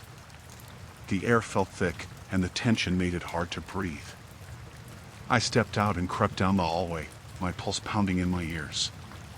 The knocking continued, now accompanied by that same rustling sound. I could barely hear it over my heart racing. I finally reached the stairwell and hurried down, heart in my throat. When I got to the ground floor, I pushed the door open and stepped outside. The fresh air hit me like a wave, and I took a moment to breathe. I glanced around the parking lot, but everything seemed still. The streetlights flickered, and the shadows danced along the pavement. I rushed to my car, fumbling with my keys as I tried to unlock the door. Just as I slid into the driver's seat, my phone buzzed again. I glanced at the screen, another call. This time, I didn't answer. I turned the car on and backed out, leaving my apartment behind. I didn't look back. I drove straight to the police station. The officer I spoke with was there again, and when I told him everything, he seemed to take it more seriously this time. They agreed to send someone to my apartment to check things out. I waited in the lobby, trying to calm my nerves, but every minute felt like an eternity. After a while, a couple of officers returned. They told me they found nothing unusual, but they advised me to stay with friends or family for a few days. I nodded, but I couldn't shake the feeling that something was off. As I was leaving, I glanced at my phone. I had a notification from my camera app. I quickly opened it. There, on the screen, was the recording from that night. I held my breath as I played it back, praying I'd see something that made sense of everything. It showed me sitting in bed, the room dark, but the sound was what made my stomach drop. Halfway through, I heard a knock on my door, followed by the rustling noise. But then the camera picked up something I didn't see. Just outside my window, in the shadows, a figure lingered, watching. I dropped my phone, a wave of nausea crashing over me. I knew then that I wasn't imagining things. Someone had been watching me, calling me, and they were close. I didn't stay in that apartment after that. I packed up my things and left, thankful for the safety of my friends' homes. I never found out who it was or what they wanted, but I learned to trust my instincts. Sometimes, it is better to leave a place behind than to risk staying where you don't feel safe.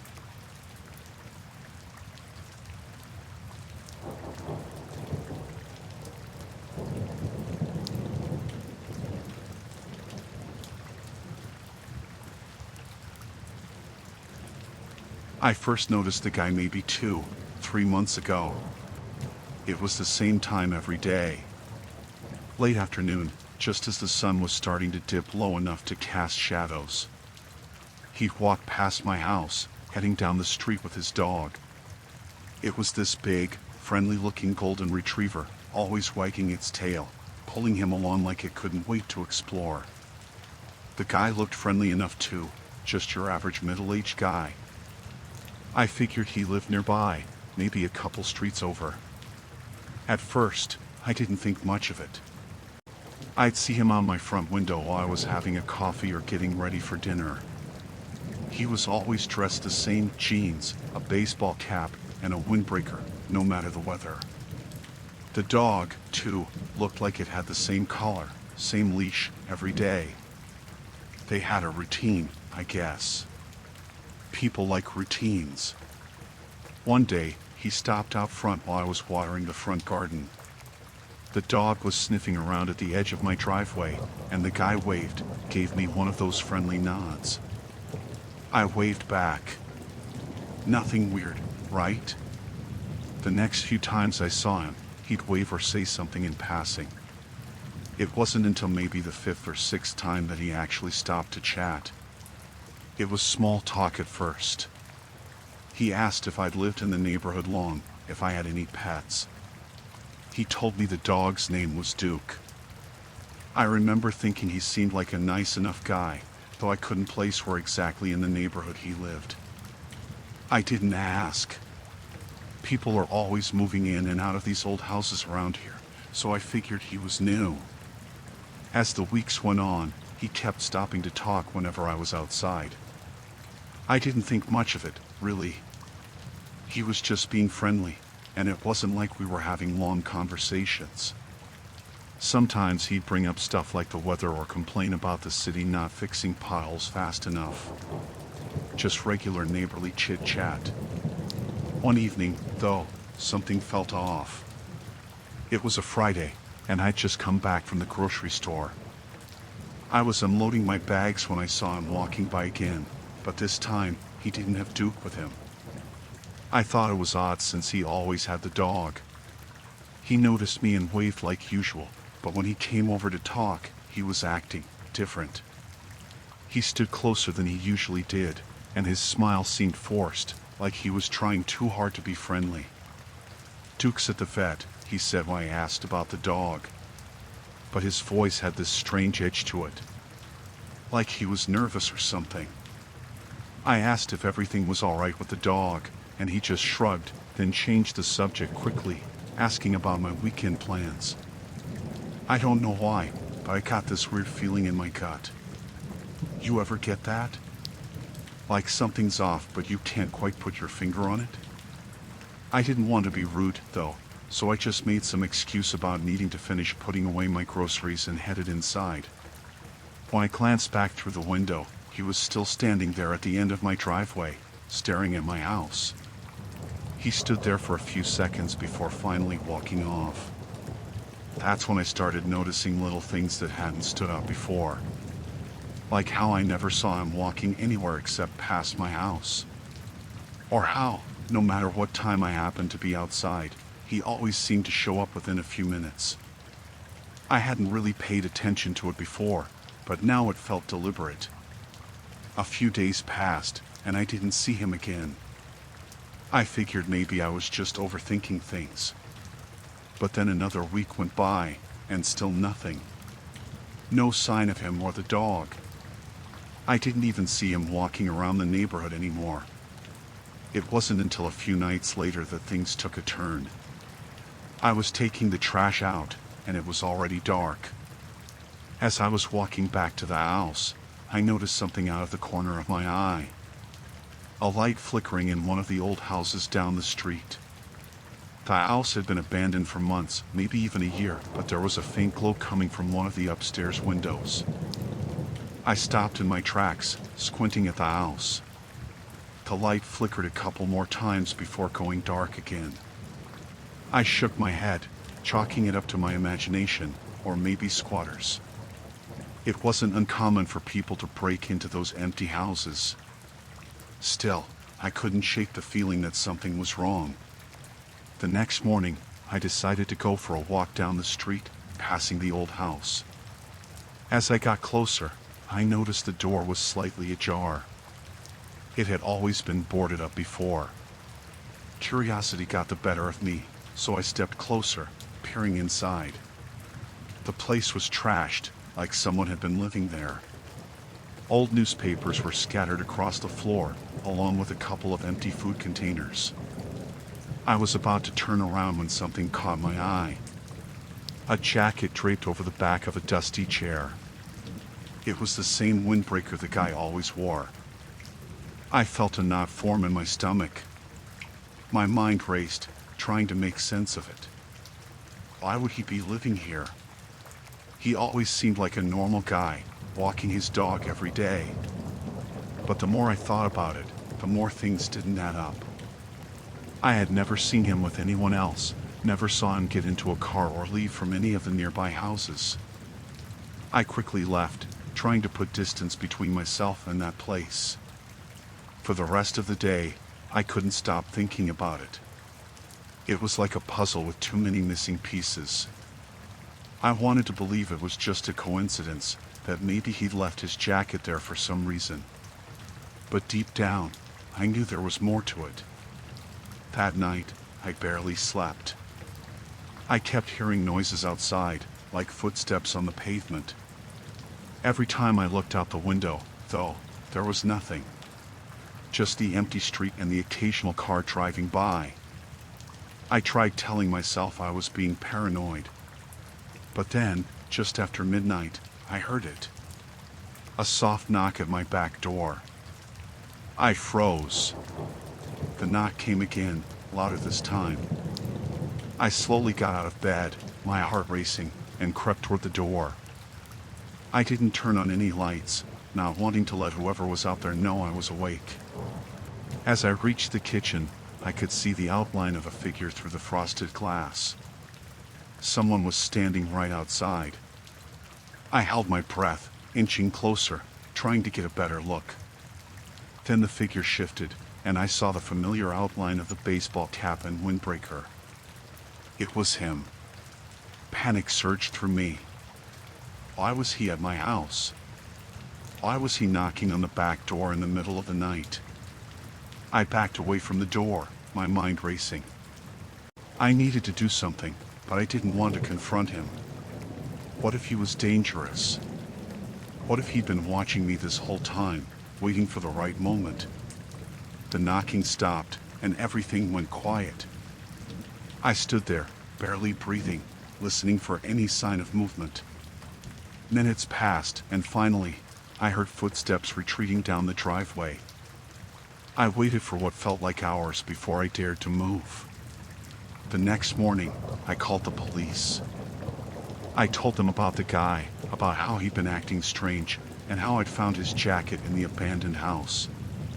They promised to send someone to check it out. A couple of days later, an officer came by to update me. They'd searched the house and found signs that someone had been living there recently, but no one was there now. They hadn't been able to track down the guy or even confirm his identity. It was like he'd vanished into thin air. I never saw him again after that night. No more dog walks, no more friendly waves. But I still get this feeling sometimes, like I'm being watched. Every time I pass that abandoned house, I can't help but glance at the windows, half expecting to see him standing there, waiting for the right moment to come back.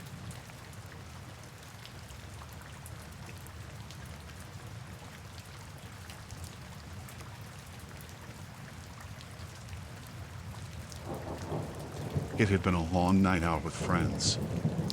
We went to a bar downtown to celebrate a birthday. I had not planned on staying out late, but the atmosphere was too lively to leave early.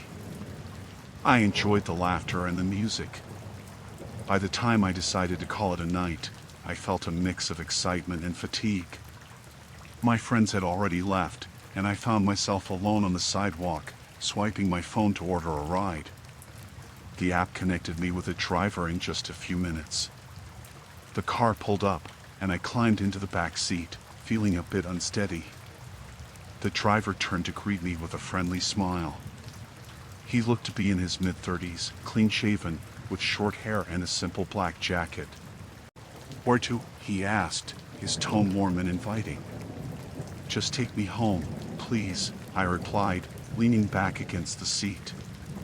The car began to move, and I let out a sigh of relief, glad to be on my way. As we drove through the dimly lit streets, I tried to shake off the lingering buzz from the night. The driver made small talk, asking about my night. "Did you have a good time?" he asked. "Yes, it was great," I said, trying to sound more awake than I felt. "I see you were at the Blue Lantern," he remarked. I raised an eyebrow. "Yeah, how did you know?" "Oh, I pick up a lot of people from there. It's a popular spot." I nodded, but something about the way he said it felt off. He kept glancing at me in the rearview mirror, his smile unwavering. I brushed it off, thinking it was just part of his job to be friendly. But then he continued, "You know, I saw you a couple of times this week." My heart skipped a beat. "What do you mean?" "Just around. I was driving in your neighborhood. You walked your dog on Wednesday, right? You have a little brown one?" I felt a chill run down my spine. "Ah, yeah. How do you know that?" He chuckled, but there was an unsettling edge to it. "It's just my job to know the regulars. I remember faces." I tried to shake it off, convincing myself it was just coincidence. "I guess I walk him at the same time every day," I replied, forcing a laugh. "Yeah, I noticed," he said, glancing at me again. You go to the same coffee shop every morning too, don't you? That little one on Maple Street? My pulse quickened. How do you know all this? His smile faltered for just a moment, then returned. I'm just observant. You must really like their vanilla lattes. The conversation turned cold, and I felt a knot tighten in my stomach. I looked out the window, trying to focus on the streets flashing by. My heart raced, and I felt the urge to get out of the car. Could you take me home faster, please? Sure thing, he said, his voice still light, but something about it felt forced. As we drove, I noticed the streetlights illuminating the car's interior. My mind raced with questions. Had he really been following me? What else did he know? My phone buzzed in my pocket, but I did not want to distract him. I focused on my breathing, willing myself to stay calm. Do you have any plans for the weekend? He asked, breaking the silence. Not really, I said, trying to keep my tone neutral. Just some errands, maybe. He replied, almost thoughtfully. You should really check out that new Italian place downtown. I heard they have great pasta. I felt the hairs on my arms stand up.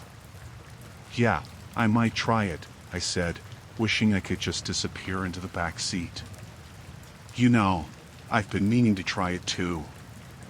Maybe I'll see you there, he said, chuckling again. I forced a smile, my mind racing. It felt like he was toying with me, but I didn't want to give him the satisfaction of knowing how scared I was. The streets were becoming less familiar, and my instinct screamed at me to get out. Can you take the next right? I think it's a quicker way to my place, I suggested, hoping to steer him away from where we were headed. He turned his head, looking at me with a strange intensity. Why? You afraid I'll take you somewhere else? The tension thickened in the car, and I could feel my hands clamming against my phone. No, I just want to get home, I said, trying to keep my voice steady. All right, I can do that, he said, turning sharply. The car jolted slightly, and I gripped the seat. My mind raced, and I couldn't shake the feeling that I needed to escape. The driver continued to make small talk, but I barely registered his words. I was too busy plotting my next move. When we turned down a quieter street, I noticed a familiar corner. I could almost see my apartment building just a few blocks away. My heart sank with a mix of relief and dread. Suddenly, he said, you should really trust me. I've got your back, you know? I wouldn't let anything happen to you. The way he said it sent a wave of nausea through me. It was as if he was trying to reassure me, but it only made me feel more trapped. Just drop me off here, please, I insisted. Just a little further, he replied, grinning again. Stop the car. I shouted, my voice breaking. He chuckled, but it didn't sound genuine. You really don't need to be scared. I'm just a guy giving you a ride. I pulled out my phone, ready to dial 911. I'm calling for help if you don't let me out right now. His smile vanished. You really think that's necessary? Yes. I yelled, panic rising in my throat. He glanced at me, then back at the road. For a split second, I thought I saw something change in his expression. It was like a mask slipping away, revealing something dark beneath. Fine, he said abruptly, pulling over to the side of the road. I wasted no time. I flung open the door and bolted out, not looking back. My feet hit the pavement, and I ran. I didn't stop until I reached the nearest well-lit corner, where there were people. I turned around, scanning the street for the car, but it was already gone. I stood there, trying to catch my breath, the adrenaline still coursing through my veins. I pulled out my phone and dialed my friend, praying she would pick up. I need help, I said when she answered. Can you come get me? I didn't tell her what had just happened. I didn't want to freak her out, and I needed to be somewhere safe. When my friend arrived, I jumped into her car, and I felt the weight of the world lift off my shoulders. I told her I had a strange ride, leaving out the details. I just wanted to forget. That night, I couldn't shake the feeling of being watched. I checked every window and locked every door. I didn't sleep well, tossing and turning, the fear still fresh in my mind. The next morning, I checked my social media. I had a notification from the rideshare app. I opened it, my heart racing again. I saw my driver's name and profile. I clicked on it, and there was a picture of him smiling, just like the face I remembered. But below the picture, I noticed something disturbing: reviews from other riders. They all mentioned similar experiences, strange comments about their lives, and an unsettling feeling during the rides. I felt sick to my stomach. I immediately reported him to the app, but I knew it wouldn't change what had happened. I deleted the app from my phone and vowed never to use it again. I began taking taxis instead, always ensuring I was alert and aware. Looking back, I realized how close I had come to something terrible. The thought of him knowing my routine still haunted me. I learned to trust my instincts and be more cautious, never again taking a ride for granted. I was grateful for that night, grateful that I had escaped.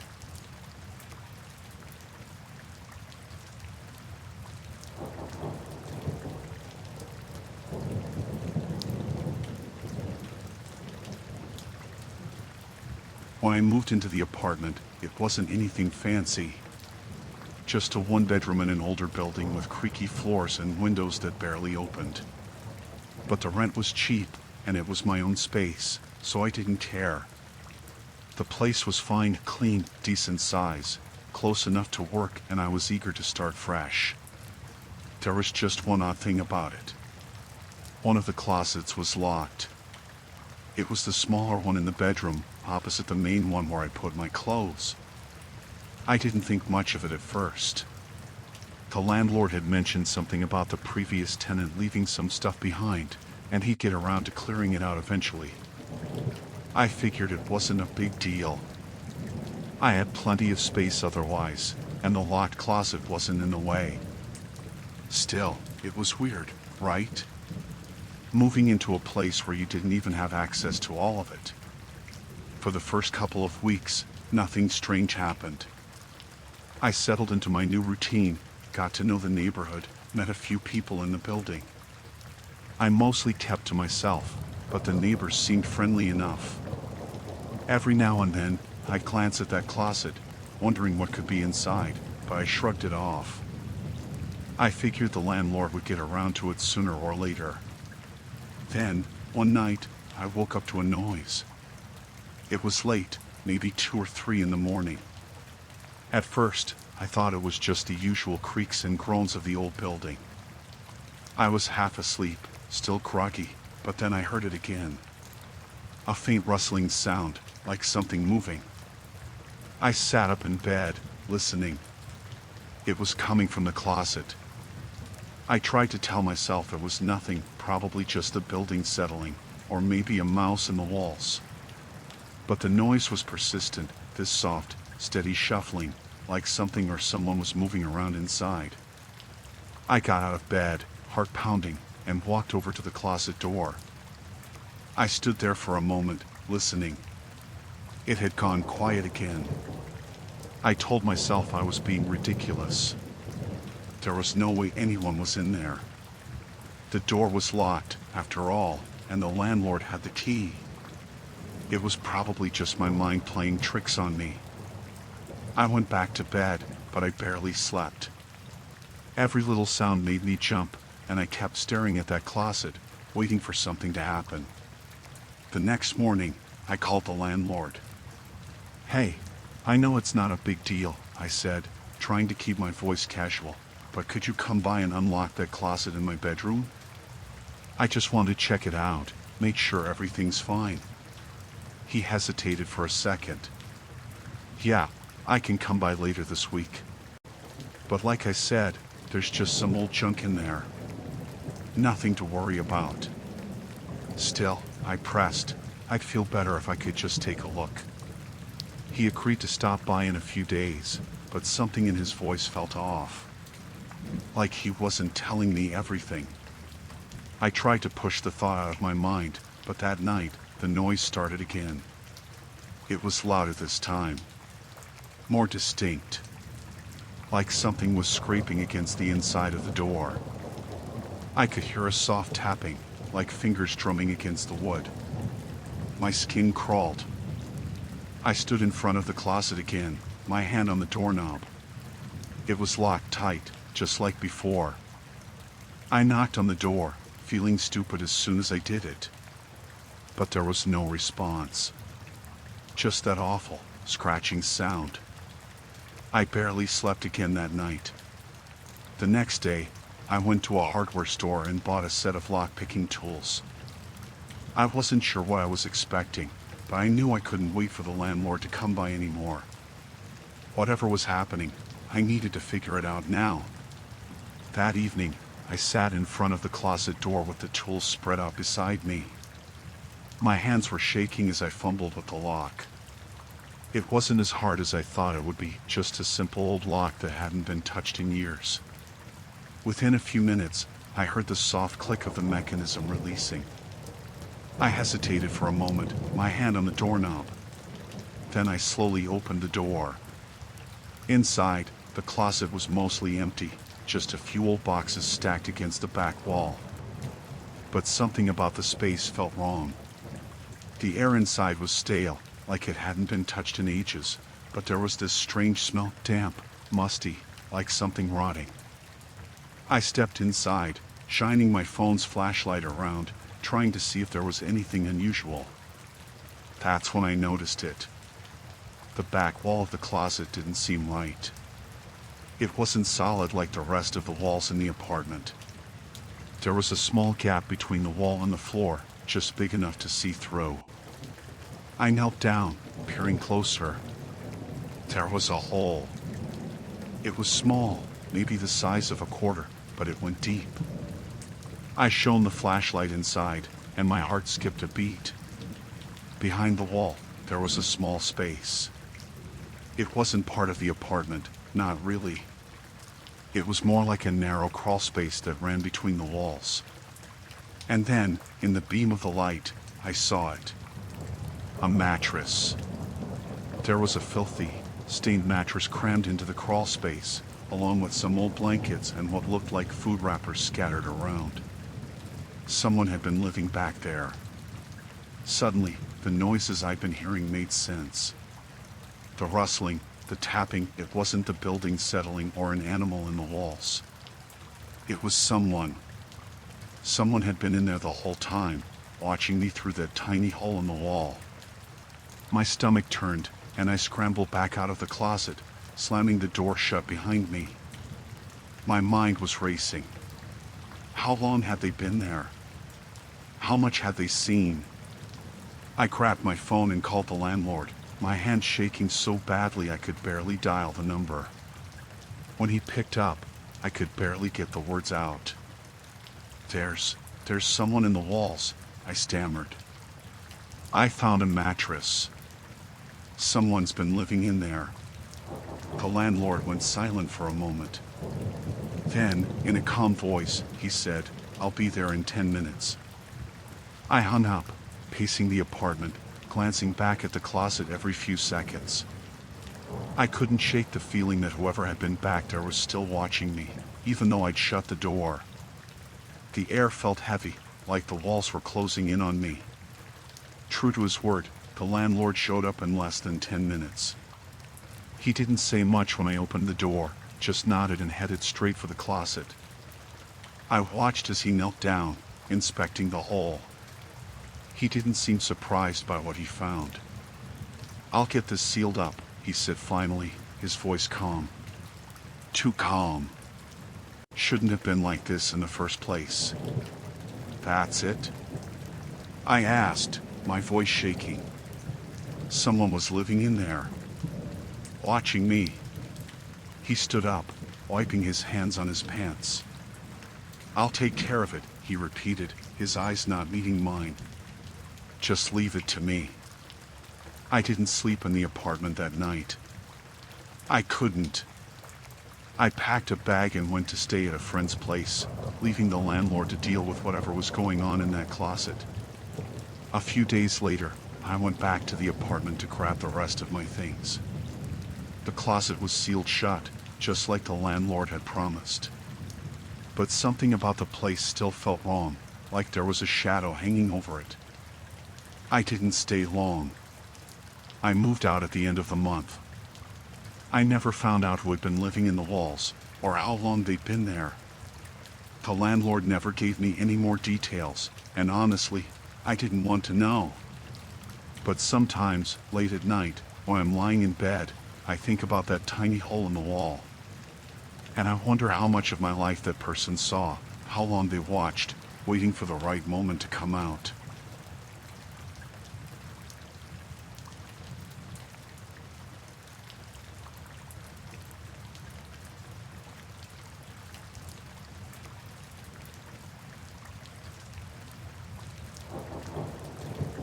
I wasn't planning on hiking that day, at least not at first. It was one of those spur-of-the-moment decisions. The weather was good, clear and sunny, and I figured I could use some fresh air, so I drove out to the woods about an hour from town. There's a popular trail that loops around a lake, and I thought I'd spend a couple hours walking it, maybe clear my head a bit. The trail started out fine. There were a few people around, families with kids, some older couples, but as I got further along, it thinned out. I was glad for that, honestly. I prefer hiking alone. After about an hour, I reached a fork in the trail. The path I'd been on would take me around the lake, but it was crowded up ahead, so I took the other path instead. I didn't know where it led, but I figured I could always turn back if it didn't loop around. The further I went, the quieter it got. The trees thickened, and the trail started to get narrow. I wasn't worried at first. I like solitude, and I figured I was probably just taking a lesser-known route. It didn't bother me that it was getting harder to see the trail markers or that the trees seemed to be closing in. But then, I started noticing things. At first, it was subtle. Little things like broken branches hanging low and scuff marks on the dirt that didn't look like they came from animals. I didn't think much of it. It's a forest, people come and go, wildlife moves around. But after another 20 minutes, the feeling crept in that I wasn't alone anymore. I stopped to adjust my pack, and that's when I noticed the footprints. They were fresh, maybe no more than a few hours old, but they weren't heading in the same direction as me. They were coming from deeper in the woods, away from any trail. That's when I started to feel uneasy. I tried to push it out of my head, told myself it was nothing. Probably someone else out for a hike, maybe a hunter. But I picked up my pace. I wanted to reach the end of the trail and be done with it. Then, I heard something. It wasn't loud, just a faint rustling, like leaves being brushed aside. I froze, straining to listen. For a second, I thought it was the wind, but it wasn't. It was too deliberate. I turned around, scanning the woods, but I didn't see anything. I kept walking, telling myself it was just my imagination. But the feeling didn't go away. In fact, it got stronger. It felt like someone was watching me, just out of sight, staying hidden behind the trees. That's when I heard the voice. "Hey, you." It was soft, almost a whisper, but it was close. Too close. I stopped dead in my tracks, looking around. The voice came from somewhere behind me, but I couldn't see anyone. The hairs on the back of my neck stood up. "Over here." The voice again, clearer this time, but something about it was off. It didn't sound right. It was human, sure, but there was this strange quality to it, like whoever it was wasn't used to talking. It was like they were mimicking a human voice, but it wasn't quite natural. I felt a wave of fear roll over me. My instincts were screaming at me to leave, to get out of there. I didn't respond to the voice. I just started walking faster, nearly jogging, trying to put distance between me and whoever was out there. Wait. This time, the voice sounded a little closer. I didn't stop. I didn't even look back. I didn't want to see who or what was following me. All I could think about was getting back to the main trail, where there were people. The trail seemed to stretch on forever. My heart was pounding, and I was breathing hard, but I kept moving. Every now and then, I hear the faint sound of footsteps behind me, soft, barely noticeable, but there. Whoever was following me was keeping their distance, but they weren't leaving. Then, just when I thought I couldn't take it anymore, I saw it. The trail ahead split off, and there, in the middle of the path, was a figure. A man, standing still, just watching me. He was tall, dressed in dark, worn clothes that looked like they hadn't been washed in weeks. His face was mostly hidden by a hood, but I could see his eyes. He was staring right at me. My heart jumped into my throat. I stopped in my tracks, too scared to move. The man didn't say anything, didn't do anything. He just stood there, watching. For a split second, I thought about turning around, going back the way I came, but then I realized I couldn't. I could feel it. There was someone else behind me, hidden in the trees, waiting. I was trapped. I took a step forward, trying to act like I wasn't scared. Maybe if I just kept walking, he'd move out of the way. Maybe he wasn't even interested in me. I could just pass him and keep going. I had to believe that. As I got closer, I noticed something strange. His face, it wasn't right. There was something wrong with the way his skin looked, pale and stretched tight over his bones. His lips were cracked, and his eyes, they didn't blink. They were wide open, fixed on me like a predator watching prey. I was a few feet away from him now, and my legs were trembling so badly I thought I might collapse. I forced myself to keep moving, trying to ignore the feeling of those eyes on me. Just as I was about to pass him, he spoke. "Why are you here?" His voice was flat, emotionless. I didn't answer. I didn't trust myself to speak. I kept walking, praying he wouldn't follow. Then, as I passed him, he reached out and grabbed my arm. It wasn't a hard grip, but it was enough to stop me. His hand was cold, like ice, and his fingers felt too long, like they wrapped around my arm in a way that didn't feel natural. I turned to face him, my heart pounding in my chest. "You shouldn't be here," he said, his voice barely above a whisper. I yanked my arm free and bolted. I didn't care about the trail anymore. I ran straight into the woods, crashing through the underbrush, not caring if I was making noise. I just needed to get away. Branches whipped at my face, and the ground was uneven, but I didn't stop. I could hear him behind me, moving through the trees, getting closer. I don't know how long I ran. It felt like hours, but it was probably only a few minutes. Eventually, I stumbled onto another trail one I recognized from earlier. My legs were burning, and I could barely catch my breath, but I kept going, pushing myself forward until I saw the parking lot in the distance. I didn't stop until I reached my car. I locked the doors as soon as I got inside, my hand shaking so badly I could barely get the keys in the ignition. I floored it out of there, not even looking back.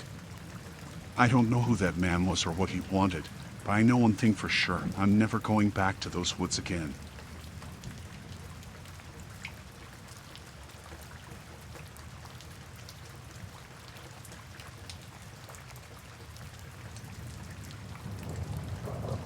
I moved into my new place about a year ago. It's a nice neighborhood. quiet, suburban. Just the kind of place I thought I wanted to settle down in after my last apartment in the city.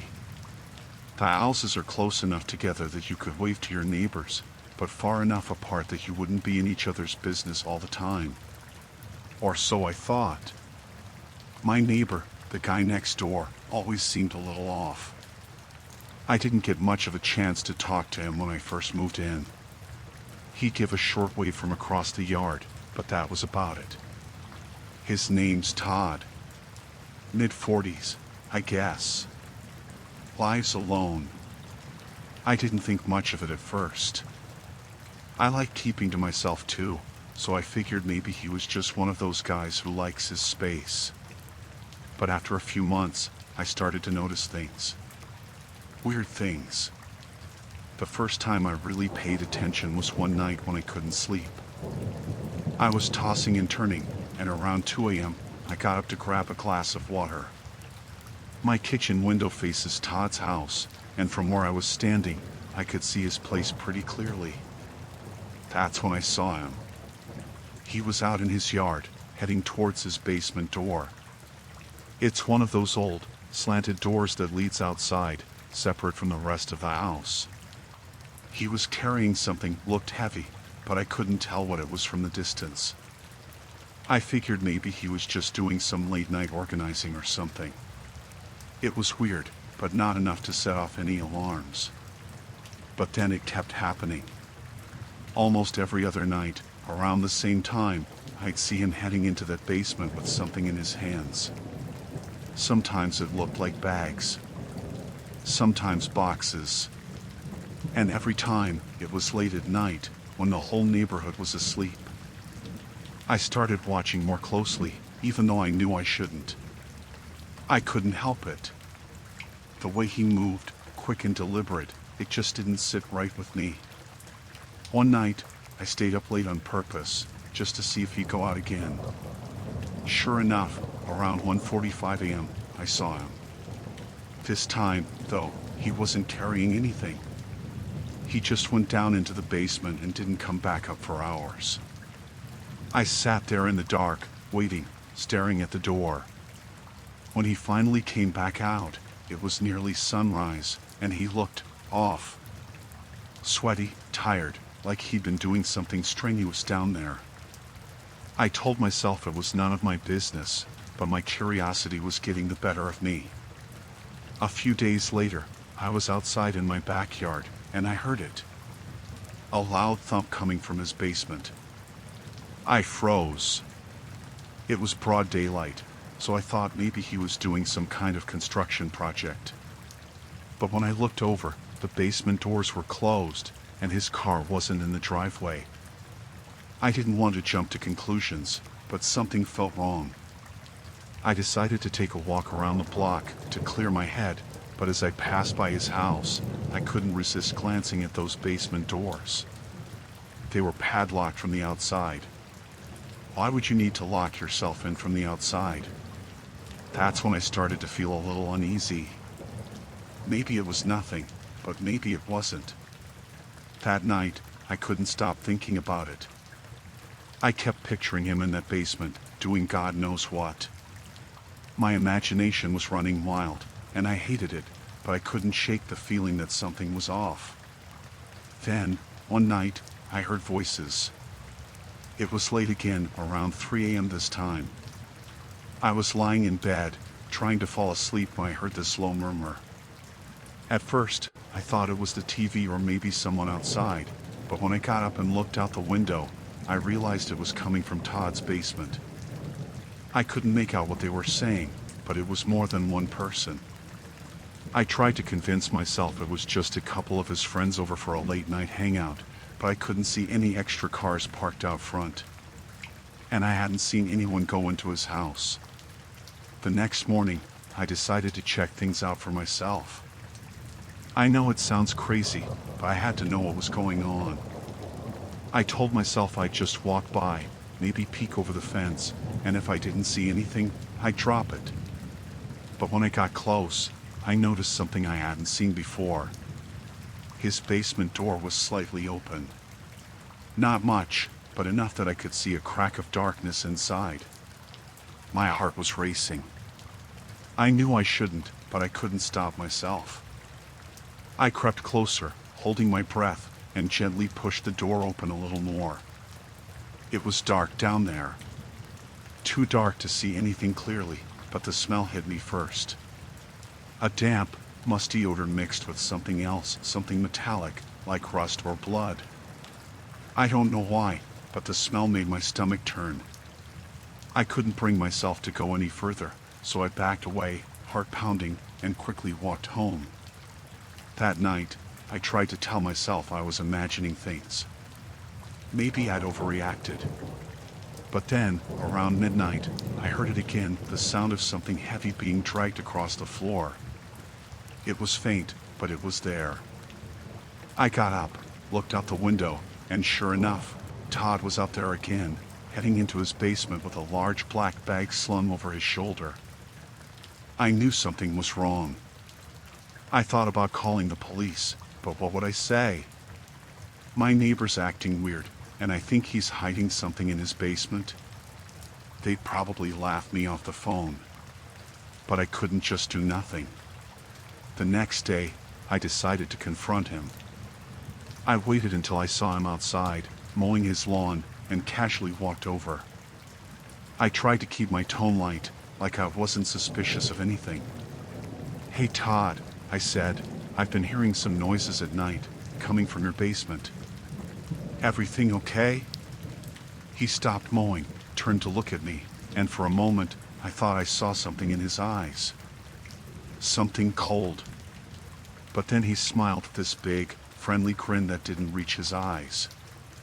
"Oh yeah, just working on some projects down there. Nothing to worry about," he said. His voice was too casual, too smooth, like he'd rehearsed the answer. I nodded, pretending to believe him, but I could feel the tension in the air. I don't know how to explain it, but in that moment, I realized something. I wasn't imagining things.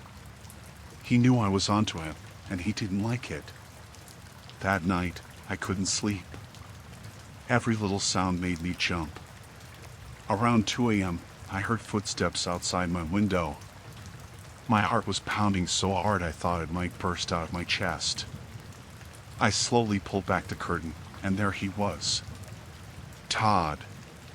Standing in my yard, just staring up at my window. I froze. I didn't move, didn't breathe. He stood there for what felt like hours, just staring.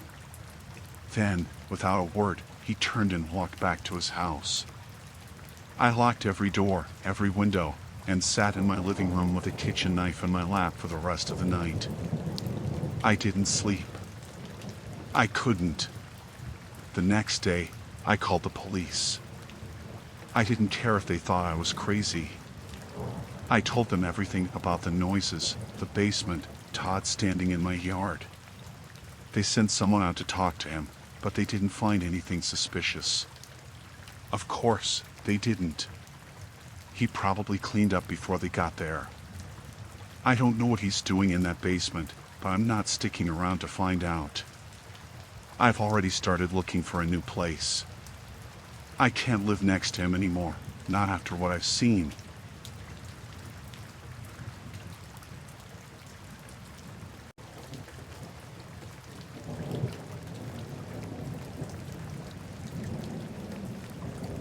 I checked into the motel around 11 p.m. It was the only place I could find after a long day of driving. I was dead tired, and my phone had run out of battery hours ago, so I couldn't even check for better options.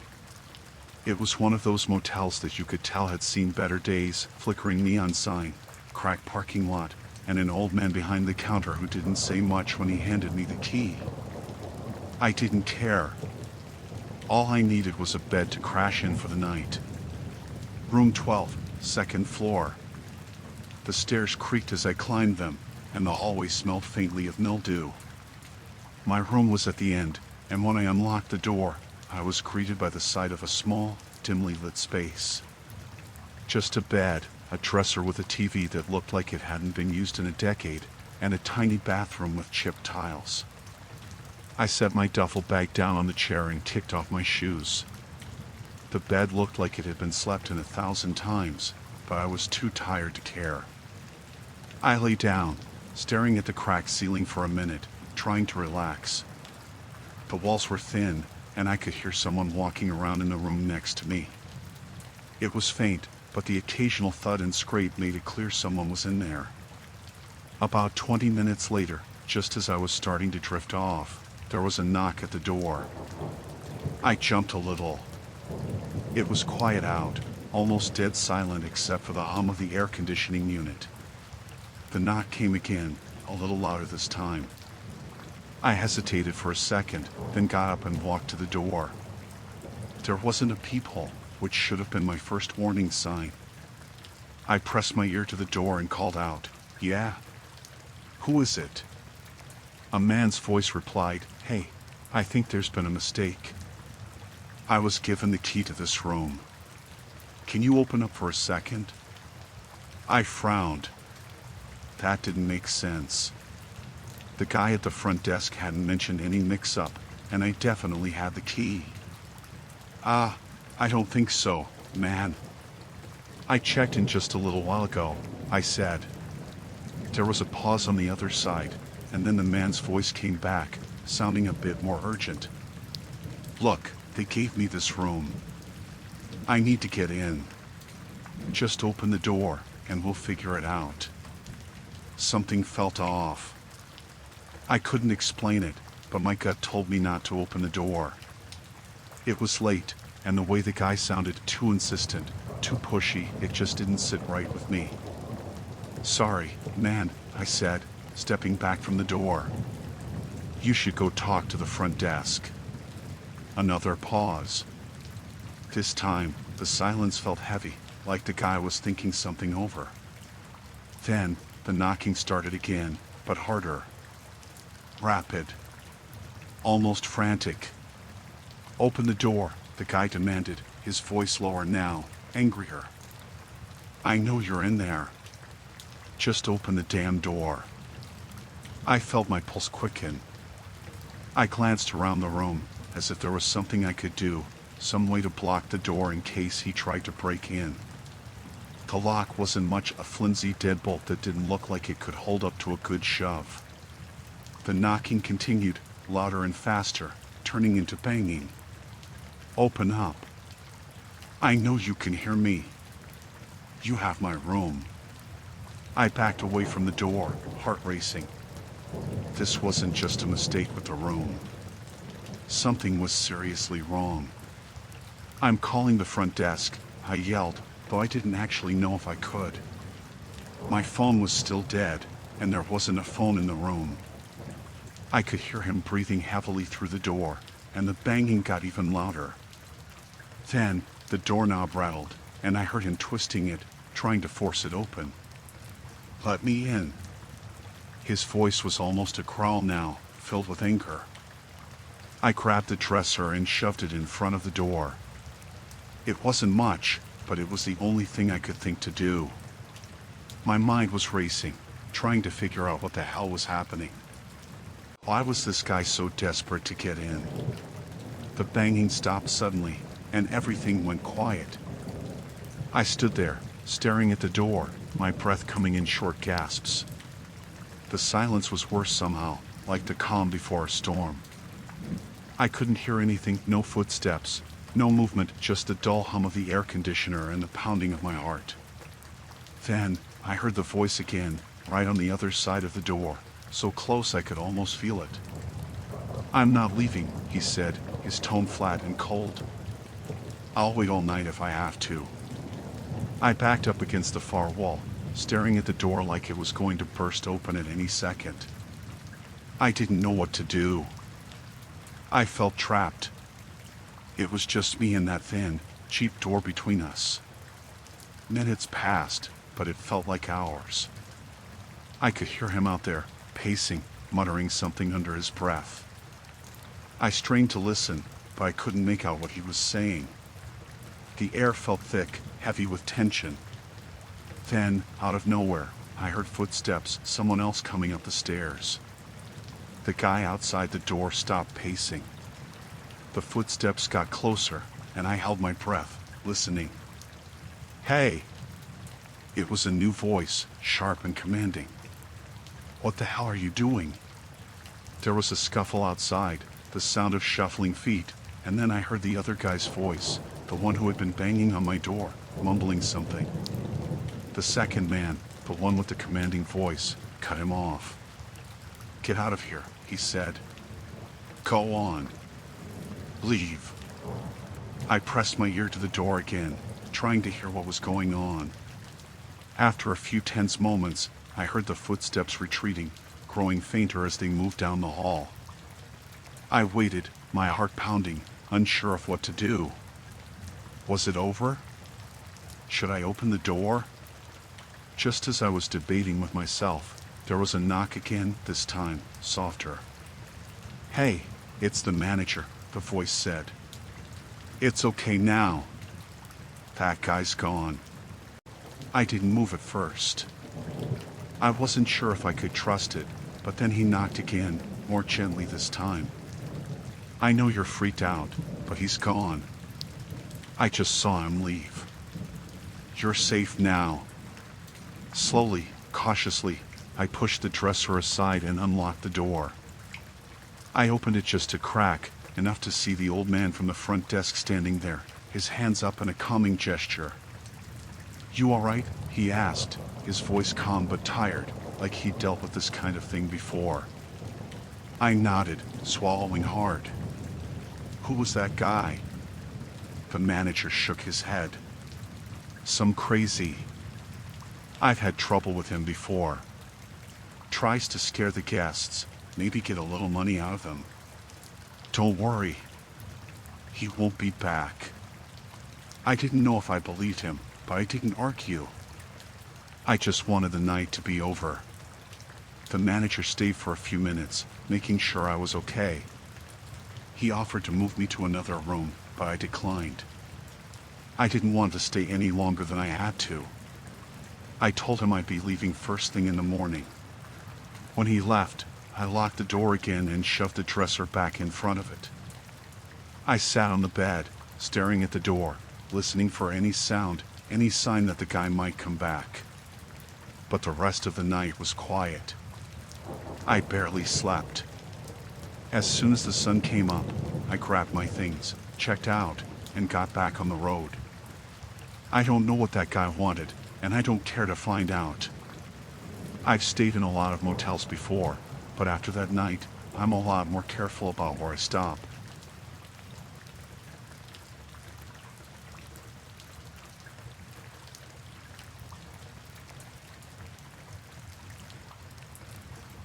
I moved out to the farm a few years ago.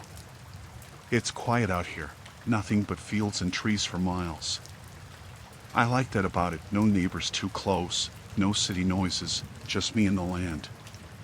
It wasn't big, just a small house, a barn, and enough land to keep me busy. Most days, it's peaceful, but after that night, I don't think I'll ever feel the same about living out here. It started late one evening. It had been raining on and off all day, so the air was damp and the ground was muddy. I had finished feeding the animals and closed up the barn for the night, then settled in for a quiet evening. I was sitting on the couch, reading a book, when I heard a sound from outside. At first, I thought it was the wind, the way it sometimes howled through the trees. But then I heard it again, a soft scraping sound, like something was moving against the side of the house. I put my book down and listened. The sound came again, a little louder this time, and closer to the front door. I stood up, my heart already starting to beat faster. Living out here, I wasn't used to people coming by, especially not at night. I moved to the window and peeked through the curtain, but I couldn't see anything in the dark.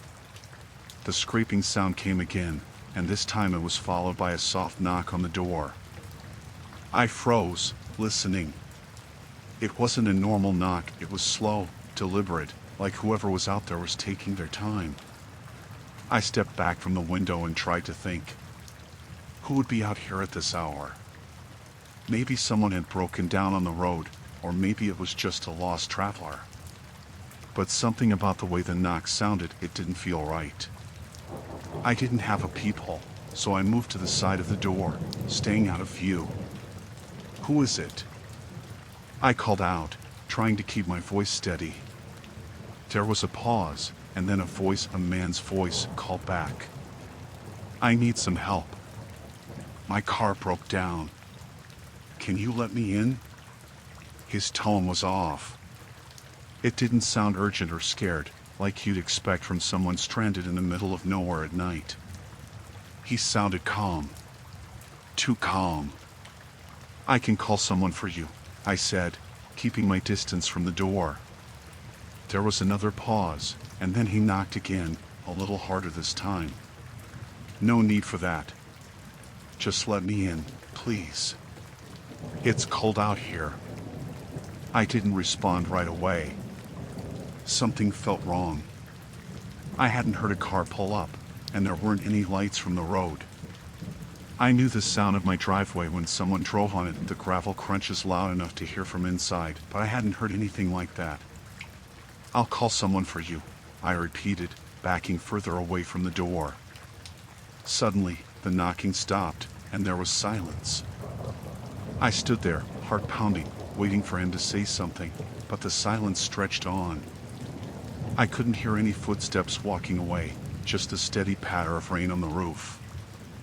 I waited for a few minutes, then slowly made my way back to the window. I didn't want to look, but I had to know if he was still out there. I peeked through the curtain, just barely lifting it, and I saw nothing. Just darkness, the yard empty and quiet. I let out a breath, thinking maybe he had left, but then, out of the corner of my eye, I saw movement. At the edge of the trees, a figure was standing there, watching the house. He was just standing still, almost blending into the darkness, but I could make out the shape of him, the way the rain glistened on his jacket. I quickly dropped the curtain and backed away from the window. My heart was racing now. What was he doing? Why didn't he leave if he needed help? Then I heard it, a different sound this time. It wasn't knocking. It was tapping, like metal against glass. I turned towards the back of the house, where the kitchen windows were. The sound was coming from there. I grabbed my phone and tried to dial for help, but of course, I had no signal out here. I cursed under my breath and looked around the room for something to defend myself with.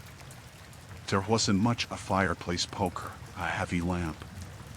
I grabbed the poker and crept towards the kitchen, trying to stay quiet.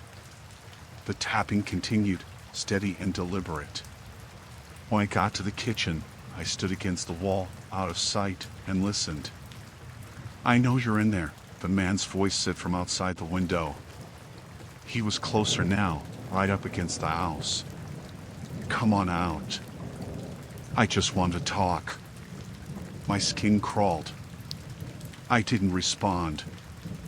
I didn't move. I just stood there, gripping the poker in my hands, trying not to make a sound. The tapping stopped, and for a moment, everything was quiet again. Then, without warning, I heard the sound of footsteps moving around the house, fast, like he was running.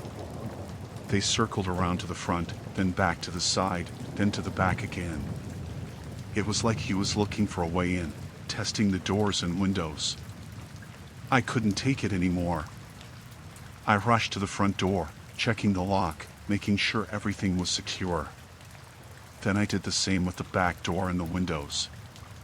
I could hear him moving around outside, the sound of his boots squishing in the mud, the occasional scrape against the side of the house. And then, just as suddenly as it had started, the noise stopped. I stood there, holding my breath, waiting for the next move. But nothing happened. Minutes passed, and the only sound was the rain tapping against the roof. I didn't dare look outside again. I didn't want to see him standing there, watching, waiting. After what felt like an eternity, I slowly backed away from the windows and made my way to the bedroom. I closed the door behind me and sat on the bed, trying to think. I didn't know what to do. I was stuck out here, with no phone signal and no way to call for help. I couldn't just wait for morning. Who knew what he'd do in the meantime? Then, just as I was starting to calm down, I heard something that made my blood run cold. It was my voice. From outside, I heard my own voice calling out, clear as day.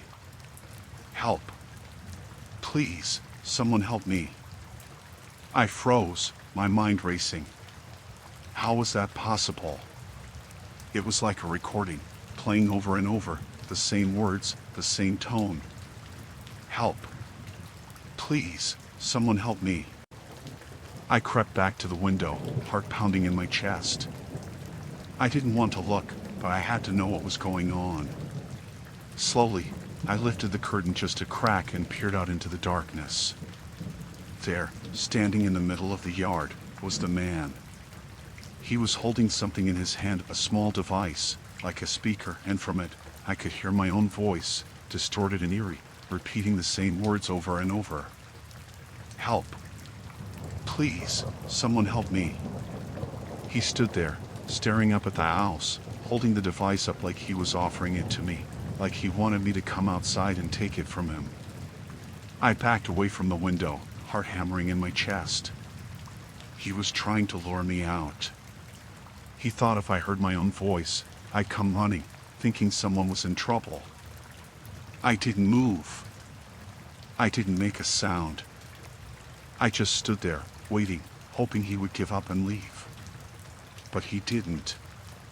He stayed there for hours, pacing the yard, playing that recording over and over, waiting for me to make a mistake, to come outside. Eventually, the rain started coming down harder, and I heard him curse under his breath. He turned and walked back towards the trees, disappearing into the darkness. I didn't sleep that night. I sat on the bed, clutching the poker, listening for any sign that he might come back.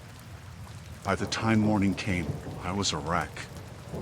I packed up my things and left the farm that day. I didn't tell anyone what happened. I didn't know how to explain it. All I know is, I'll never live that far out in the middle of nowhere again.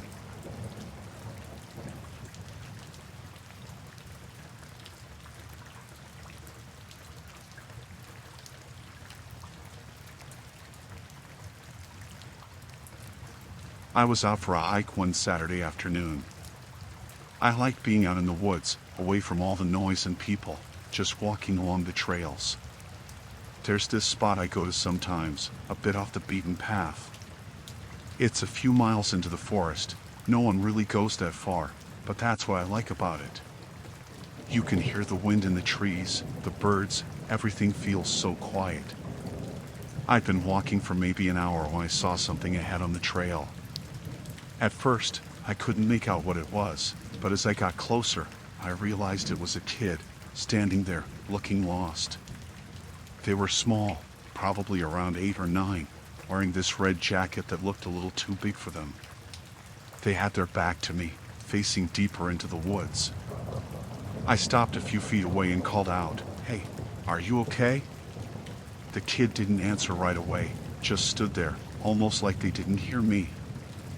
I figured maybe they were scared or hurt, so I tried again, "Hey, do you need help?" This time, the kid turned around slowly. Their face was pale, dirty like they'd been out here for a while, and their eyes, something about their eyes didn't sit right with me. They were wide, staring at me, but there was no emotion in them, like they weren't really seeing me. "I need to find him," the kid said, their voice quiet, almost a whisper. "Find who?" I asked, taking a step closer. "My brother," they said. "He's in the woods. We got separated." Now, something about this didn't feel right. The way the kid was standing there, so calm, no tears, no panic, just blank. But I couldn't just leave a kid out here alone, so I asked, "Where did you last see him?" Without a word, the kid turned and started walking deeper into the woods, off the trail. I hesitated for a second, looking around, but there was no one else in sight. No sign of other hikers, no sound of anyone calling for help. I followed the kid, figuring I could help find the brother, get them both back to the trail, and then call for someone if needed. We walked for a few minutes, and the trees got thicker. The ground was uneven, covered in roots and fallen branches, but the kid didn't slow down. They moved fast, weaving between the trees, and I had to pick up my pace to keep up. "Hey," I called, trying to catch my breath. "Are you sure this is the right way?" The kid didn't answer.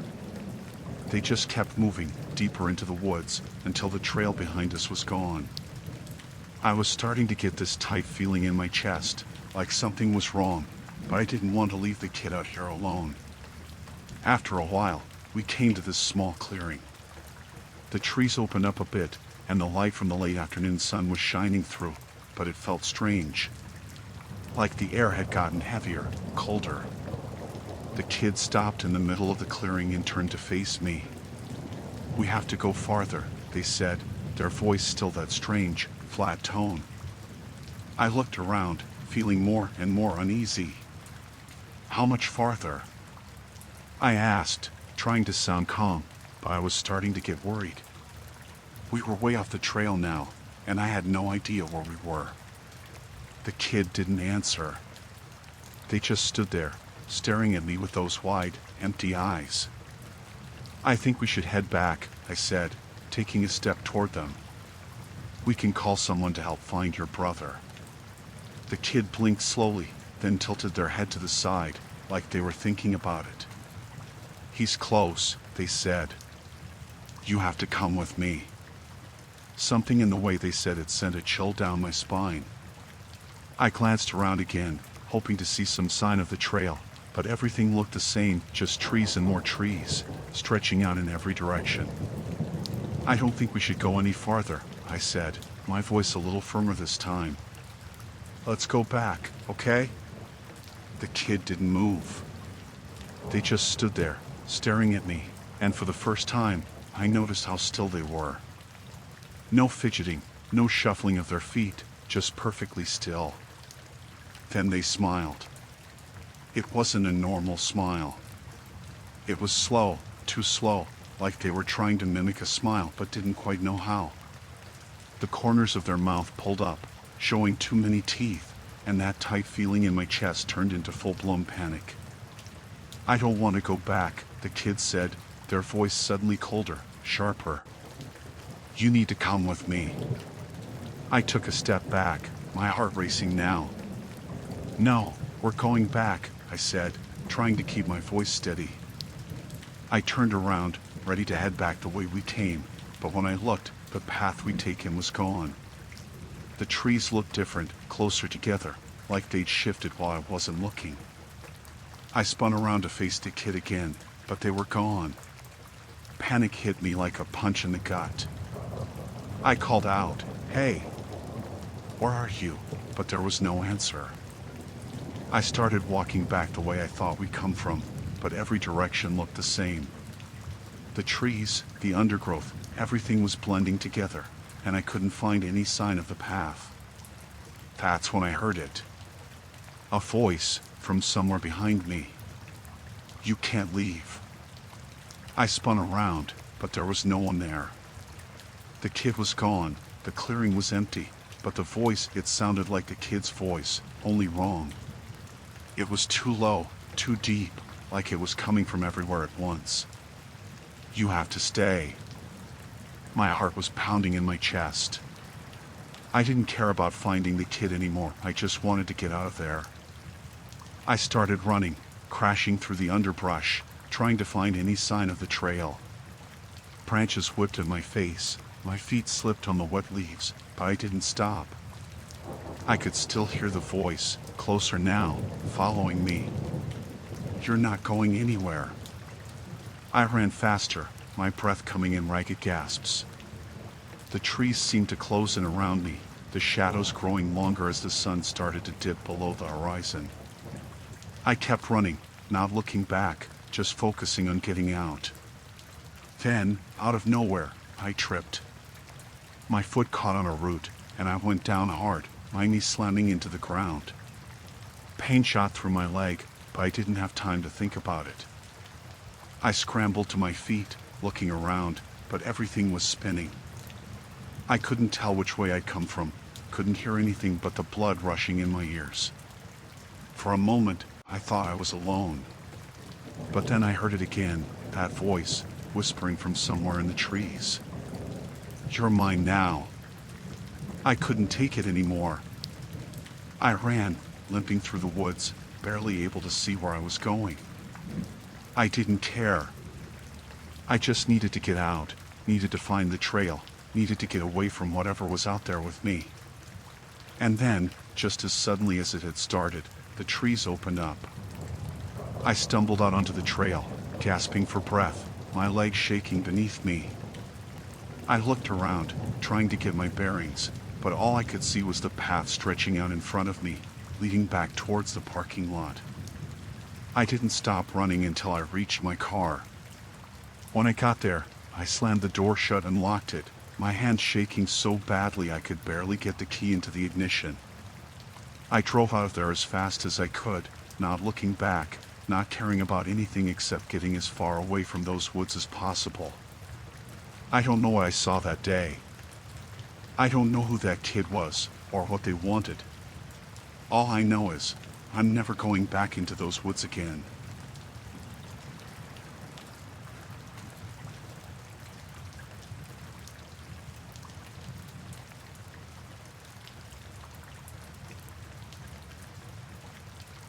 I had been driving back from my sister's house. It wasn't a long trip, just a couple of hours, and I had made it about halfway when my car started acting funny. The engine started sputtering, and I felt it lose power. I tried giving it more gas, but nothing happened. Before I knew it, the car completely died on me. I pulled over to the side of the road, but this wasn't some busy highway. It was one of those narrow two-lane roads, the kind with barely any shoulder, surrounded by trees and fields, no streetlights, and nothing for miles. It was starting to get dark, and I could already feel the cold creeping in. I sat there for a minute, hoping the car would just start back up if I gave it a second, but it didn't. I tried the ignition again, but the engine only clicked. That's when I realized my phone was on low battery, too. I had been listening to music, using GPS, and texting earlier, and I didn't think to plug it in. I was stranded. No service. Barely any juice left in my phone. No idea where the nearest gas station was. I was just sitting there, trying to figure out what to do next, when I saw a pair of headlights coming up the road. My heart jumped a little, more from relief than anything. I thought, maybe they'd have a phone or something. I stepped out of the car, waved my arms a little, and the truck slowed down. It pulled up right behind my car, and the driver got out. He was a tall guy, middle-aged, probably in his late 40s or early 50s, with a scruffy beard and a dirty baseball cap. He had on a flannel shirt and jeans, looking like the type of guy you'd expect to see driving an old pickup truck in the middle of nowhere. He smiled when he saw me, and at first, I felt relieved. "Car trouble?" he asked, looking me up and down in a way that made me a little uneasy, but I brushed it off. "Yeah, it just died on me," I said. "I'm not sure what's wrong with it." He walked over to the front of my car and popped the hood without even asking, like he knew exactly what to do. "Mind if I take a look?" "Sure," I said, though I was feeling a bit more uncomfortable now. He hadn't even asked my name or anything, just jumped right into checking my car. But I figured, maybe he was just trying to be helpful. He poked around under the hood for a few minutes, fiddling with some cables and muttering to himself. I stood back, watching, my arms wrapped around myself to keep warm. After what felt like forever, he came back around to where I was standing. "Looks like it's your alternator," he said, wiping his hands on a rag he pulled from his pocket. "Know where you're driving this thing tonight?" I felt my stomach drop. I had no idea what an alternator even did, let alone how to fix one. "I can give you a ride to a safe place," he said, casually, almost like it was no big deal. "There's a truck stop not too far from here. I could drop you off there, and you can call a tow truck." At that moment, something about the way he said safe place sent a chill down my spine. I didn't know why, but it felt off. Like he knew something I didn't. My gut was telling me not to trust him, even though he was the only person around who could help me. "Thanks, but I think I'll just wait here for a bit," I said, trying to sound casual. "Maybe the car will start back up once it cools down." He raised an eyebrow, clearly not buying it. "You won't get it running again tonight. No use sitting out here alone in the dark. I can take you somewhere safe." He said it again, safe, and this time, the way he was looking at me felt wrong. Like he was too focused, like he wasn't offering help for my sake but for his own reasons. I took a step back, closer to my car door. "I'll be fine," I said. "I've got a friend coming to pick me up." I was lying, but I didn't care. I just wanted him to leave. His smile faded a little, and he tilted his head. "You sure? It's gonna get real cold out here tonight." I nodded, gripping my keys in my hand, ready to jump back into my car if I had to. "I'm sure. Thanks, though." For a moment, he just stood there, staring at me, not saying anything. The air between us felt thick, like I was waiting for something to happen, something bad. Then he nodded slowly and stepped back toward his truck. "All right," he said, his voice colder now. "If you're sure." I watched him walk back to his truck, my heart pounding in my chest. He climbed in, started it up, but he didn't pull away. He just sat there, his headlights still shining on my car, like he was waiting for something. I sat back down in the driver's seat, locking the doors, trying to keep my breathing steady. Then, after what felt like forever, his truck finally pulled out onto the road and drove off, disappearing into the distance. I sat there in the dark, my heart still racing, trying to shake off the feeling that something wasn't right. I waited for a while longer, but no one else came down the road. My phone was almost dead, and it was getting colder by the minute. Just as I was starting to think about what to do next, I saw headlights again. The same truck. The same guy. He pulled up behind me, but this time, he didn't get out. He just sat there, his engine running, his headlights shining into my rearview mirror. I felt my stomach twist into knots. What was he doing? I locked my car doors again, even though I knew it wouldn't do much if he really wanted to get to me. I grabbed my phone, but it was barely holding on at 2%. I didn't have service anyway. Then, he honked his horn. 3 short, sharp honks. I jumped in my seat, my hands shaking. I didn't move, didn't turn around. I just stared straight ahead, hoping he'd get the message and leave me alone. But he didn't. Instead, he honked again. And again. Finally, I couldn't take it anymore. I turned around, glaring at his truck through my rearview mirror, but I couldn't see his face. The headlights were too bright, blinding me. I felt trapped, like a rabbit caught in a snare. Then, out of nowhere, his truck revved its engine. The sound was loud, echoing through the trees, and it sent a surge of panic through me. I didn't know what he was trying to do, but it wasn't good. I could feel it in my bones. I turned the key in the ignition one last time, praying my car would start, even though I knew it wouldn't. But to my shock, the engine sputtered and roared to life. Relief flooded through me, and I threw the car into gear, pulling out onto the road as fast as I could. His truck followed, staying close behind me, his headlights burning into my rearview mirror. My heart was pounding in my chest, and I could barely think straight. I floored it, hoping to get enough speed to outrun him, but he kept pace, right on my tail. I didn't know where I was going, didn't know if there was even a gas station or truck stop up ahead. All I knew was that I had to get away from him. I kept driving, faster and faster, my hands gripping the wheel so tightly they hurt. The road twisted and turned, and I could feel my tires skidding on the sharp curves, but I didn't let up. I couldn't. After what felt like an eternity, I saw a light up ahead, a small gas station, its neon sign flickering in the distance. I veered off the road and pulled into the parking lot, my tires screeching as I slammed on the brakes. His truck didn't follow this time. He kept going, speeding past the gas station and disappearing into the night. I sat there for a long time, shaking, trying to catch my breath. I didn't know who he was or what he wanted, but I knew one thing for sure. I wasn't going to let him find out.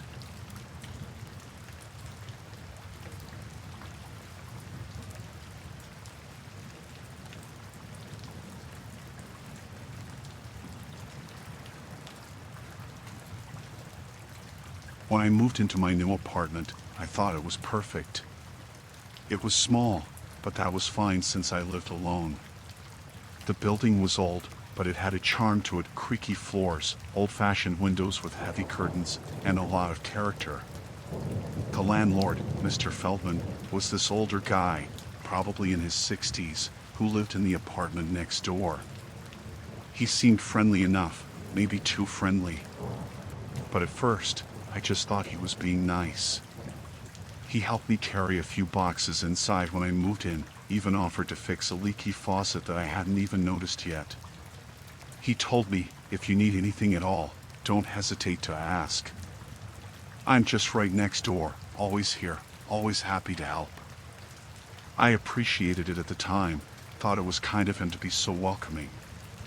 The first few days, things were fine.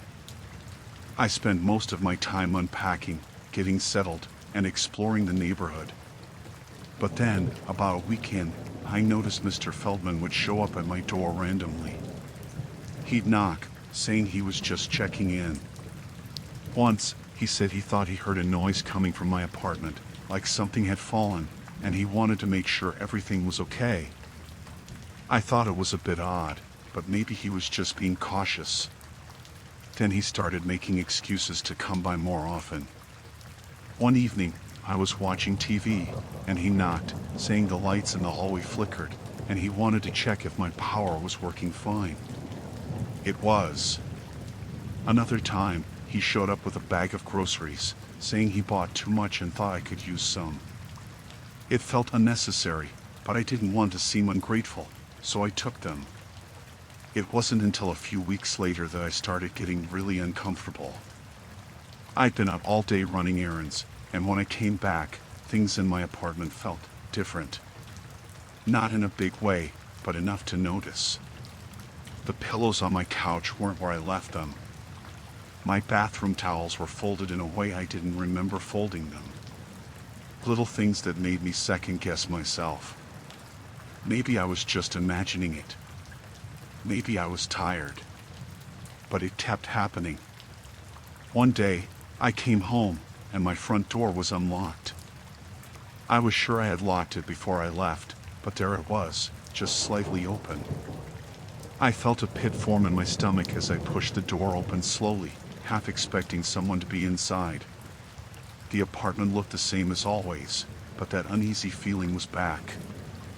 I checked every room, every closet, even under the bed, but there was no one there. Still, I couldn't shake the feeling that someone had been inside. The next day, I left a small piece of paper wedged between the door and the frame when I left for work.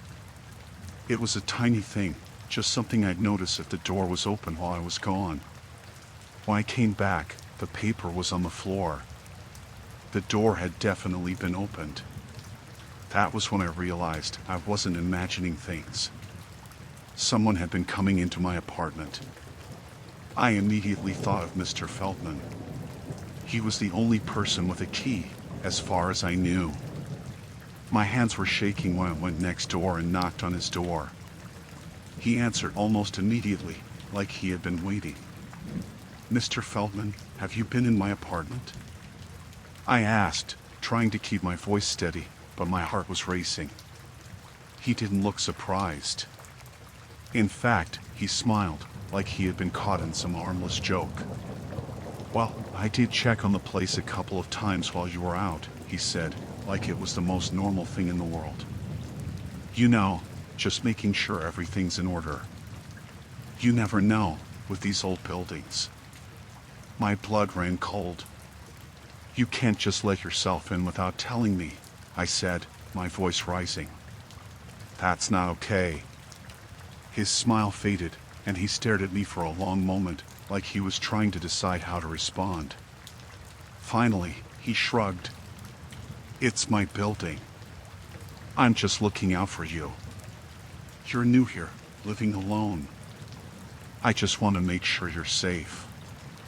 His words sounded almost reasonable, but the way he said them made my skin crawl.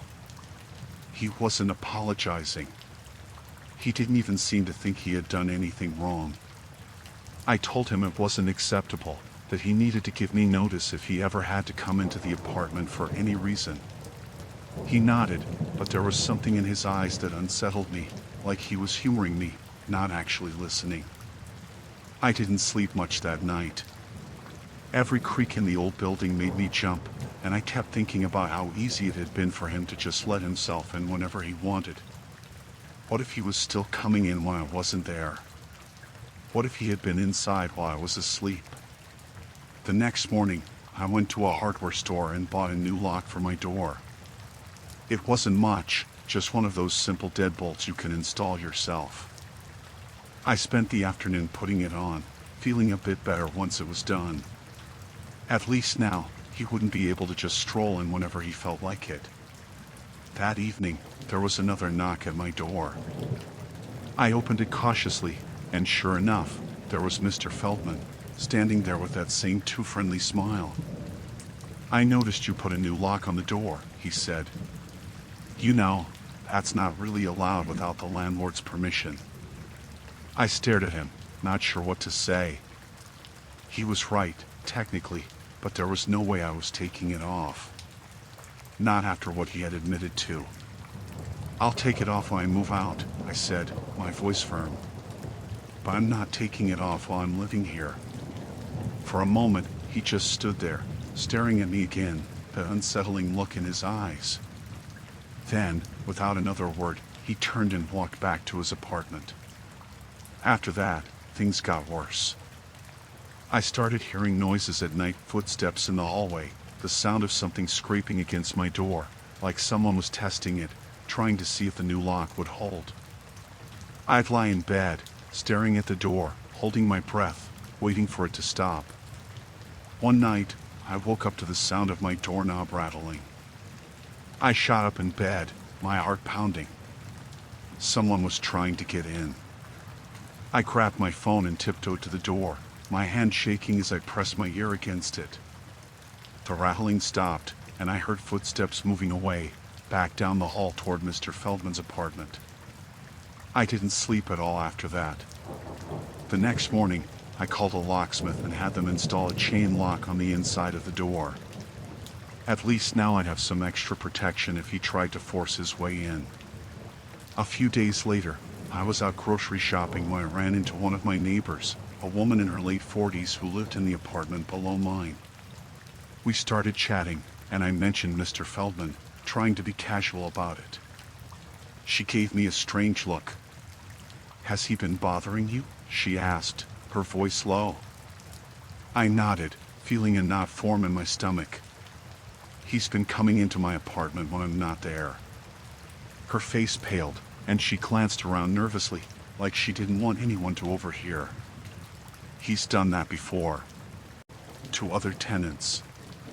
That's why the last girl moved out." I felt sick. Why didn't anyone warn me? She shrugged, looking guilty. "We don't talk about it. Most people just leave when it gets too much." That was it.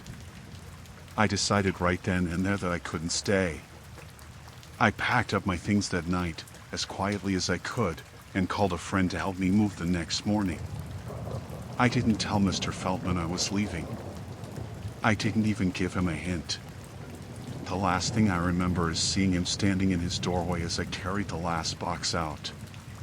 He didn't say anything, just watched me, that same unsettling smile on his face. I didn't look back.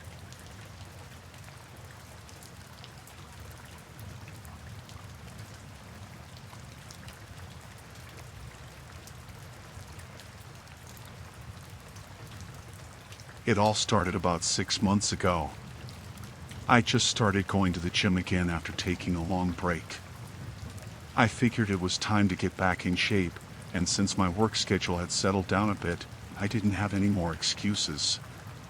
The gym was a 24-hour place, which was perfect because I like going late at night when it's quiet. Fewer people, less awkwardness. The first time I saw him, I didn't think much of it. He was just another guy working out. Tall, kind of lanky, wearing an old hoodie that looked like it had seen better days. He was doing leg presses, and I remember thinking he didn't really seem to know what he was doing. But who was I to judge? We're all just trying to get better, right? I didn't pay him any more attention than I did anyone else there. But then I started seeing him more often. Not just once in a while, but every time I went.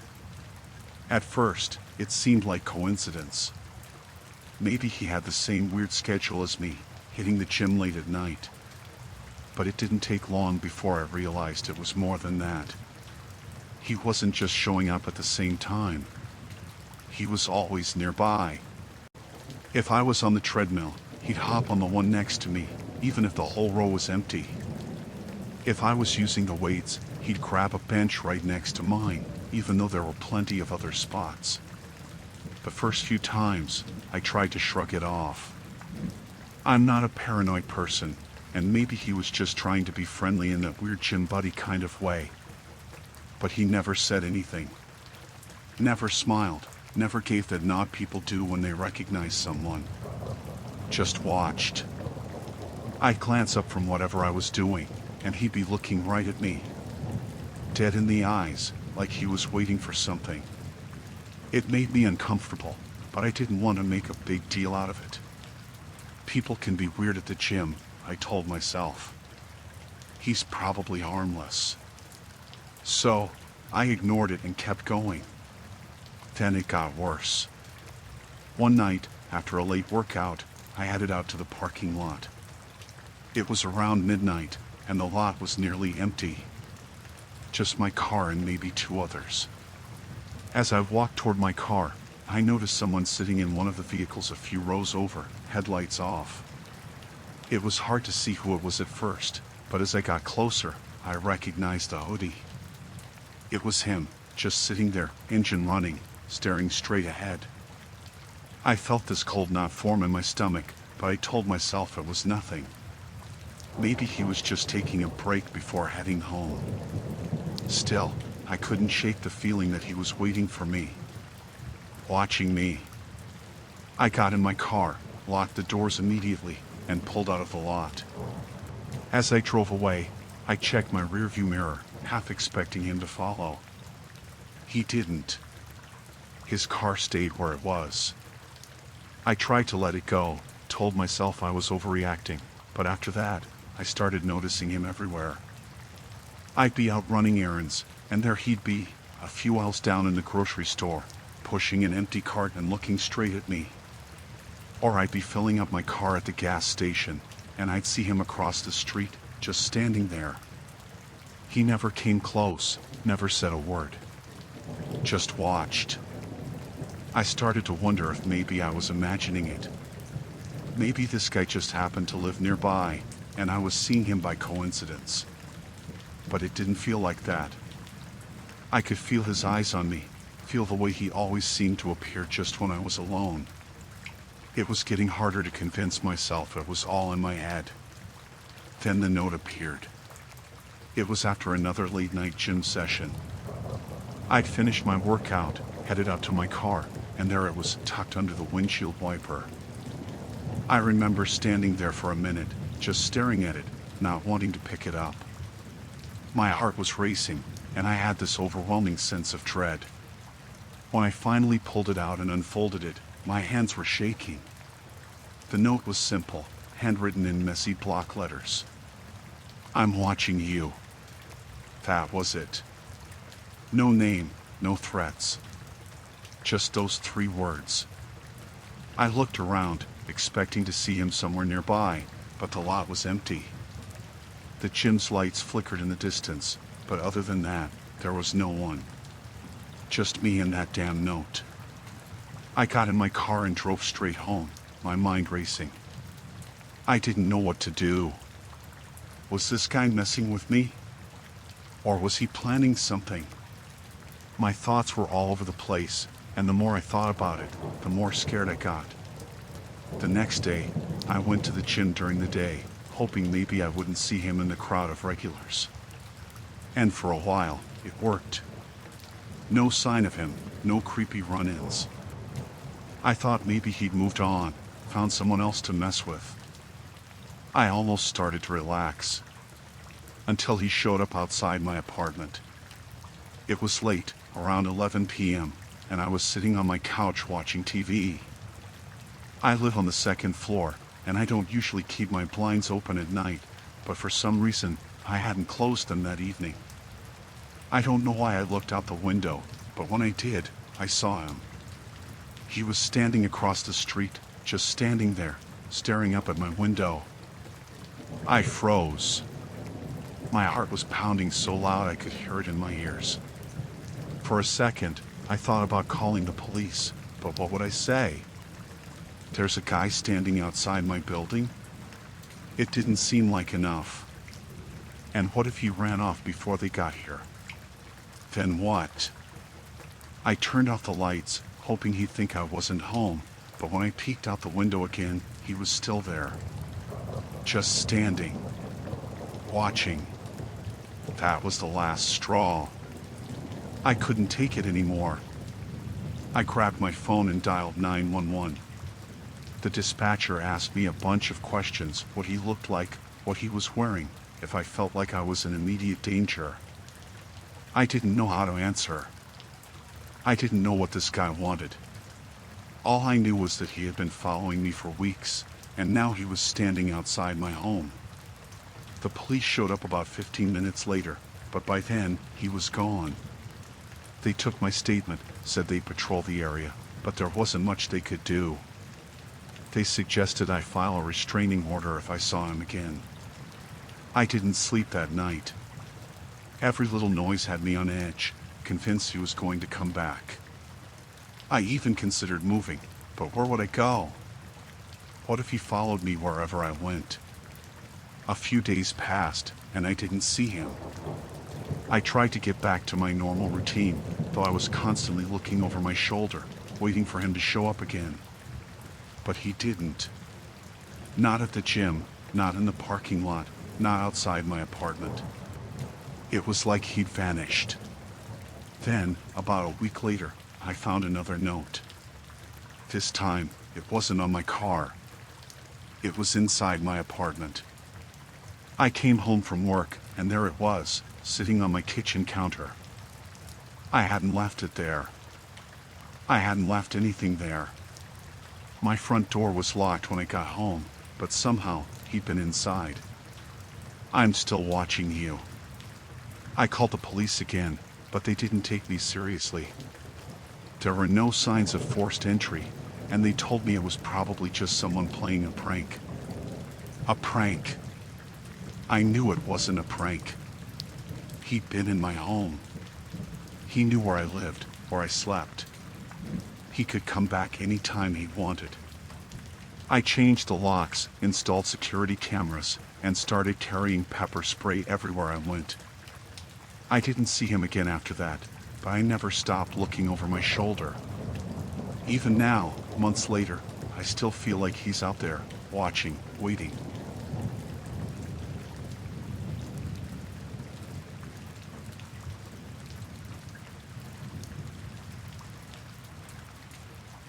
I had always dreamed of a weekend at the beach. Just me, the sound of the waves, and a little escape from reality.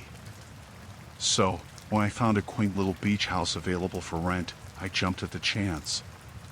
It was off-season, and the place was perfect rustic charm, a few steps from the sand, and just enough amenities to keep me comfortable. I arrived late in the afternoon, unpacked, and felt the weight of the week lift as I settled in. The first evening was peaceful. I watched the sun dip below the horizon, painting the sky in hues of orange and pink. I made a simple dinner and spent the rest of the evening relaxing, letting the sound of the ocean lull me. As I curled up on the couch with a book, I thought to myself how lucky I was to have this time for myself. It felt perfect. Around midnight, I was deep into the story when I heard a noise.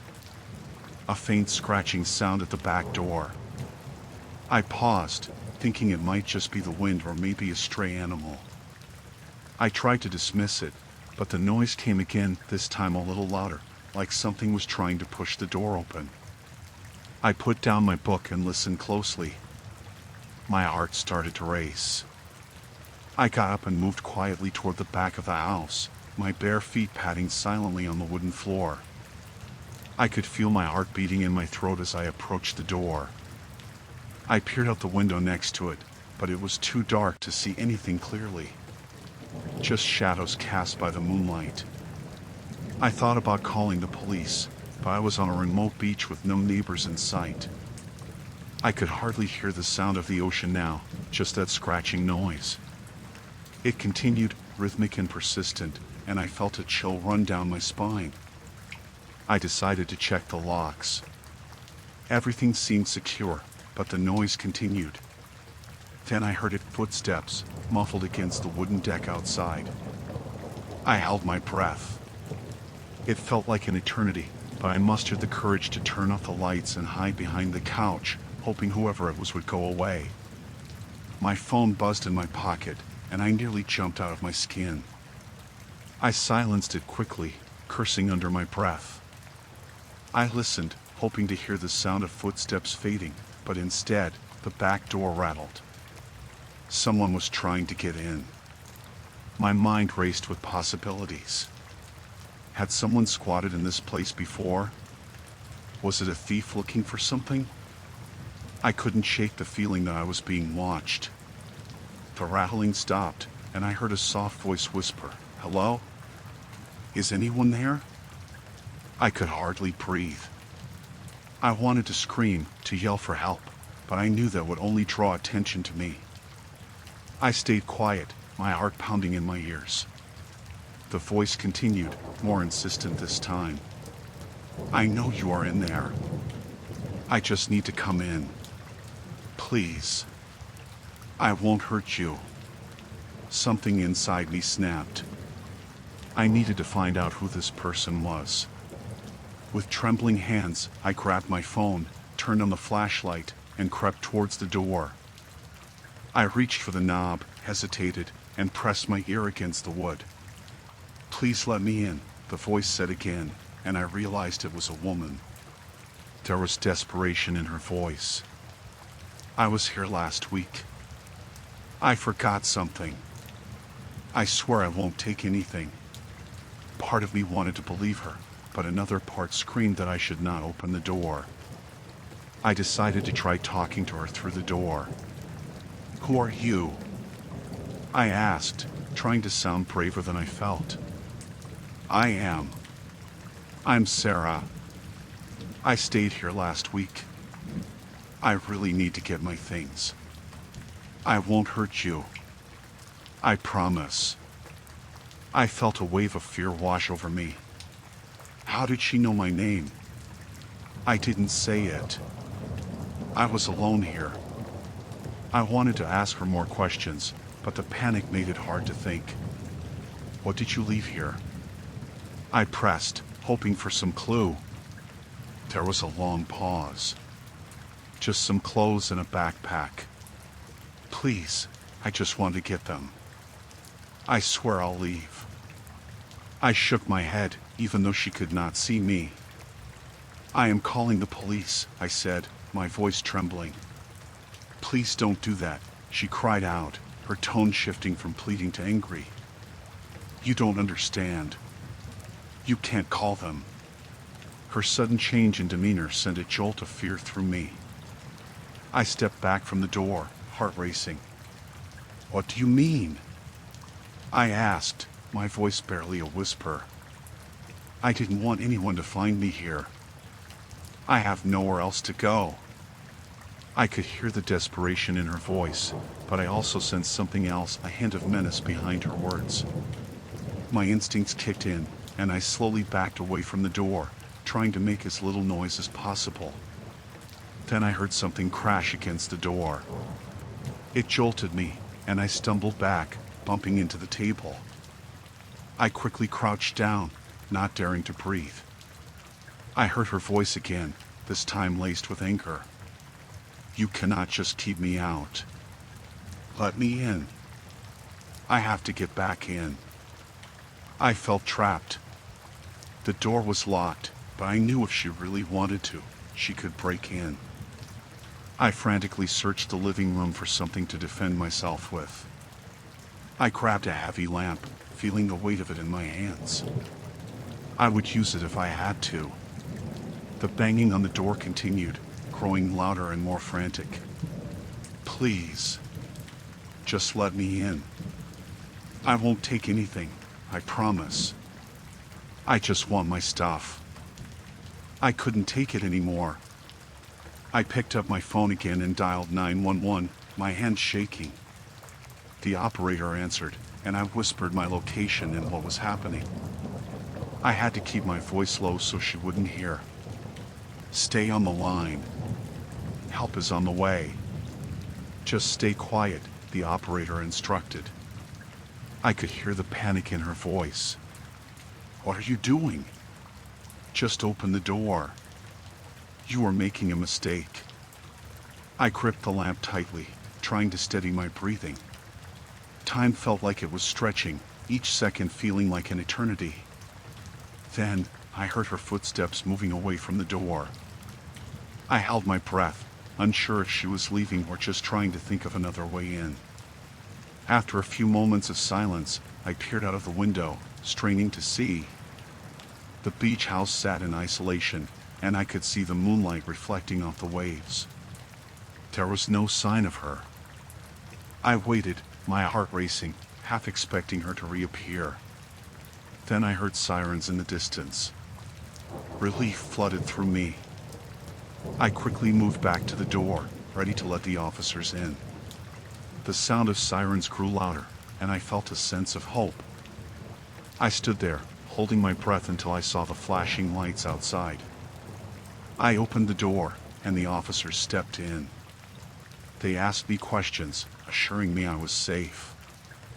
I explained everything, and they checked the house thoroughly, but found no signs of a woman. After a long discussion with the police, they suggested I leave the beach house for the night and stay somewhere else. They assured me they would patrol the area, but they couldn't guarantee the woman wouldn't come back. I didn't need to be told twice. As I drove away, I glanced back at the beach house. It looked so innocent against the backdrop of the moonlit sky. But I knew now that it was tainted with something dark. I felt shaken but grateful to be safe. I vowed never to return, realizing that some dreams of escape can turn into nightmares in an instant.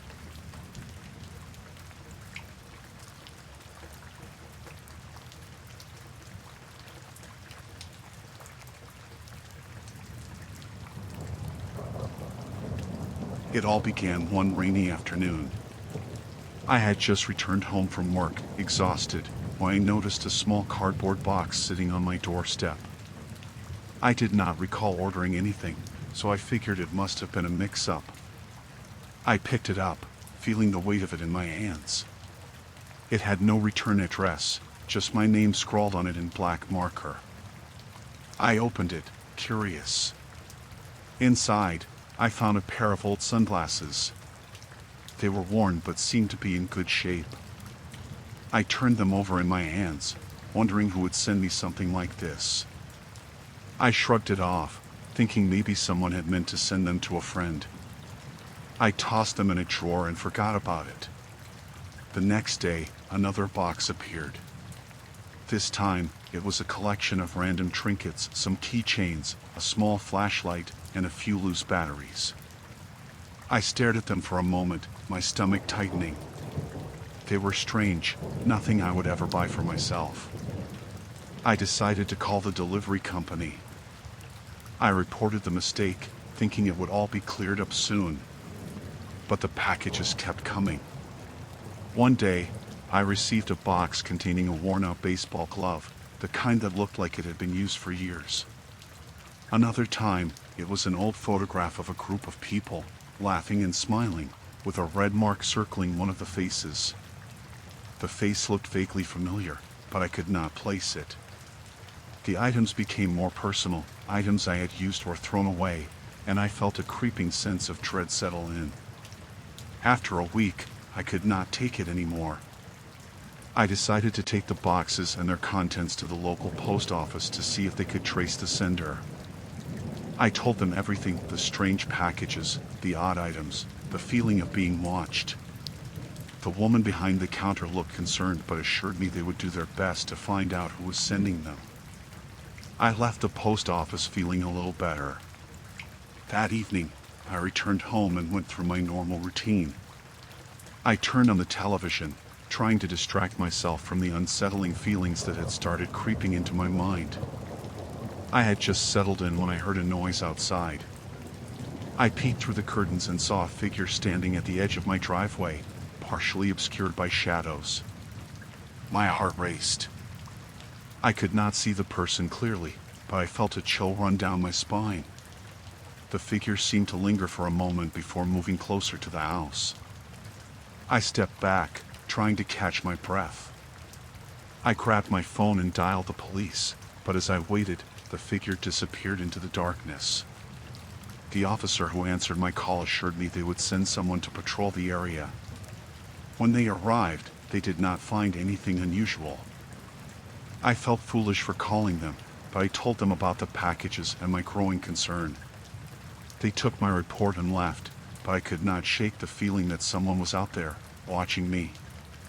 The next morning, I opened my front door to find another package. This time, it was a red baseball cap with my initials embroidered on it. I felt my stomach drop. I had not owned that cap in years. I had lost it during a trip to a baseball game. I rushed inside, slamming the door behind me. I felt trapped in my own home, and the walls seemed to close in. I decided to take action. I began to change my routine, staying away from the windows and not going outside unless I had to. I started driving to work a different way, hoping to shake whoever was behind the packages. But the packages did not stop. They kept coming, each one more invasive than the last. I received a box filled with my old receipts, the kind I had thrown away months ago. Another had a half-eaten candy bar from my favorite brand, one I had left on my kitchen counter. It felt as though someone was collecting pieces of my life, and I was powerless to stop it. One evening, while I was watching television, my phone buzzed. It was a text from an unknown number. "I hope you like the gifts." My heart raced as I stared at the screen. I quickly deleted the message, but the panic grew. I had tried to ignore the packages, but now it felt real. Someone was watching me, and they were getting closer. After that, I decided to go to the police again. I needed to show them the items I had received. I collected everything in a box and took it down to the station. I explained everything in detail, hoping they would take me seriously this time.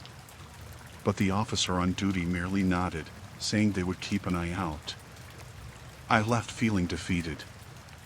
I was terrified and did not know what to do next. When I returned home, I noticed something strange. My front door was slightly ajar. I had locked it before I left. Panic surged through me. I stepped inside, my heart racing. I called out, "Hello?" There was no response. The living room was just as I had left it. I quickly checked the rest of the house, every room, every closet. No one was there. I felt a mix of relief and fear. Had I imagined it?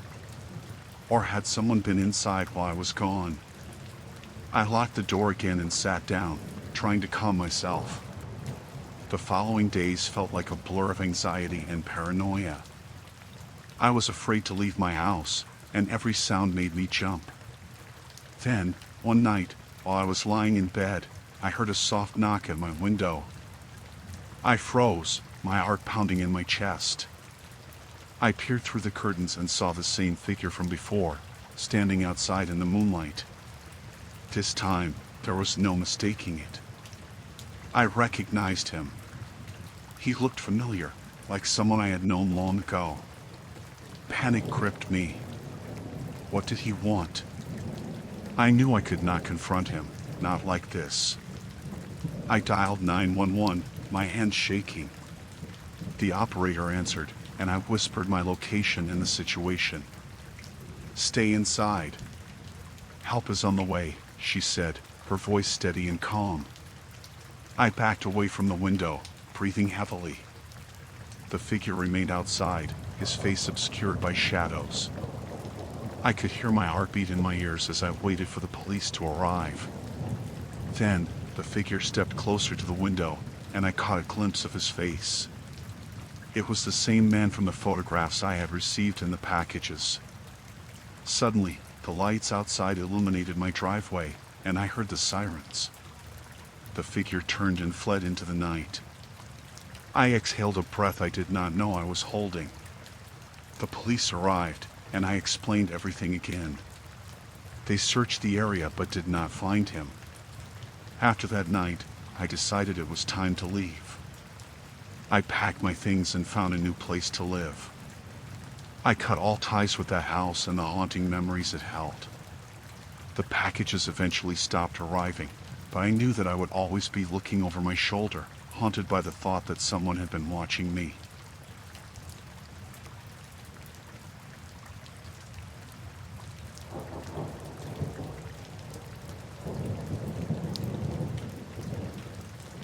I went out with Mike that night. Just the two of us, nothing special, just a few drinks after a long week at work. We hadn't seen each other in a while, so when he called me up and asked if I was free, I figured, why not? We chose a bar downtown, one of those old places that's been there forever, kind of divey, but the drinks are cheap and strong, so it was perfect. We got there around 9, grabbed a small table in the back. Mike was in good spirits, talking about how work had been rough lately but that he was thinking about moving to another city for a fresh start. I remember it felt good to just relax and catch up like we used to. It had been a while since we'd done that, both of us getting caught up in our own lives. A couple of beers in, I had to hit the bathroom. I remember it was a little past 10 at that point. I told Mike I'd be right back, and he just nodded, scrolling through his phone, like he was checking something, maybe a text or social media. I didn't think anything of it. The bathroom was a bit of a walk from where we were sitting, tucked down a narrow hallway in the back of the bar. I was gone maybe 3 or 4 minutes, tops. When I got back, Mike wasn't at the table. At first, I just thought he'd gone to the bathroom too, or maybe stepped out for some air. I waited a bit, finished off the rest of my beer, and kept glancing toward the door, expecting him to come back any second. But he didn't. 5 minutes went by, then 10. I started to get that weird feeling, like something was off. You know, that gut feeling when something's not right. I flagged down the waitress, asked if she'd seen where my buddy went. She just gave me a blank look, like she had no idea who I was talking about. I pointed to the empty chair across from me, said we'd been sitting there for the last hour. She looked confused. She said I'd been sitting there alone all night. That made me stop. I stared at her, thinking she was messing with me. "No, I was here with my friend," I said, maybe a little too sharply. "Mike. He was right here." But she didn't budge. She just shook her head, and her expression didn't change. "Sorry, hon," she said. "You've been by yourself since you came in." I felt a chill go down my spine. What the hell was she talking about? I'd been there with Mike the whole time. We'd been talking, drinking. There was no way she could have missed him.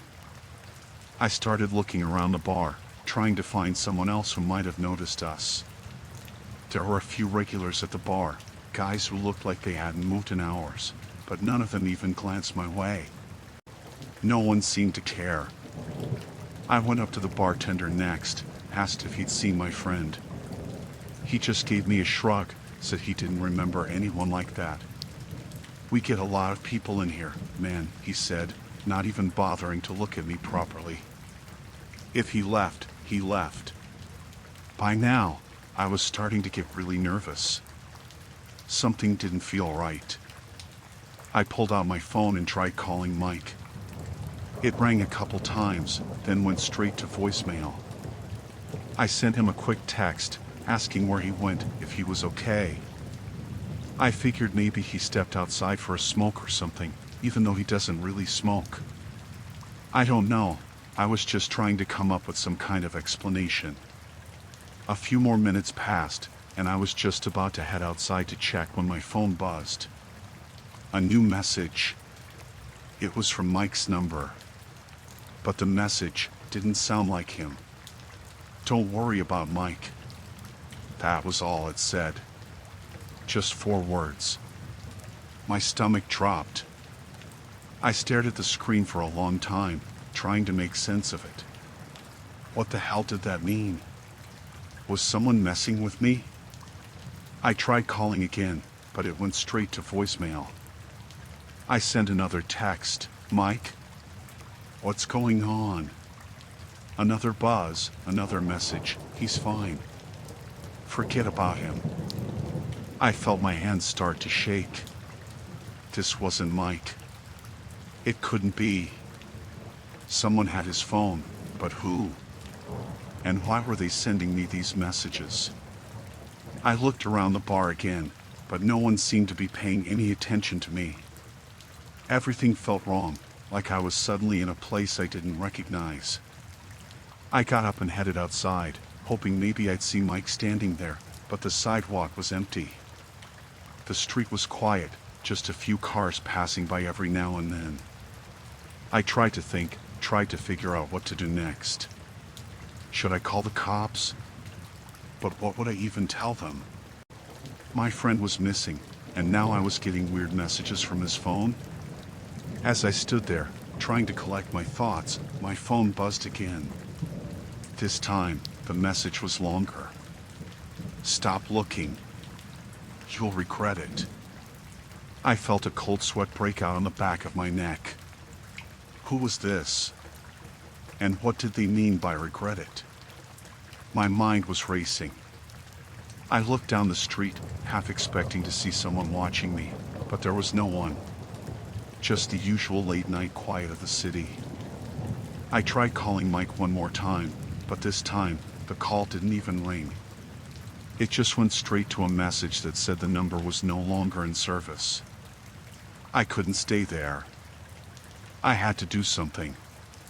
I got in my car and drove straight to Mike's apartment, my mind spinning the whole way.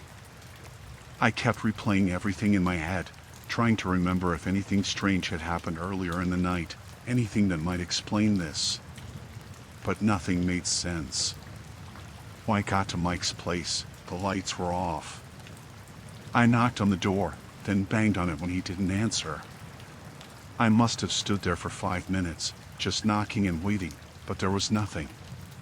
No sound, no movement inside. It was like he wasn't even there.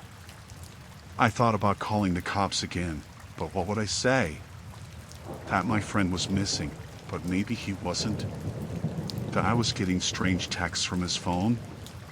They'd probably think I was crazy. I went back to my car and just sat there, staring at my phone, waiting for another message. But none came. The street was quiet, the whole city felt like it was asleep, and I was just sitting there, alone.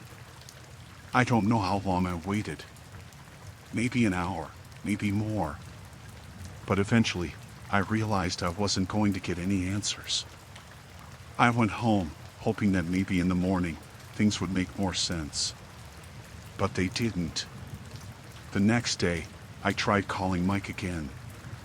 Still nothing. His phone was still out of service, and there was no sign of him anywhere. I drove by his apartment again later that night, but the lights were still off, and no one answered the door. A few days passed, and I finally went to the police.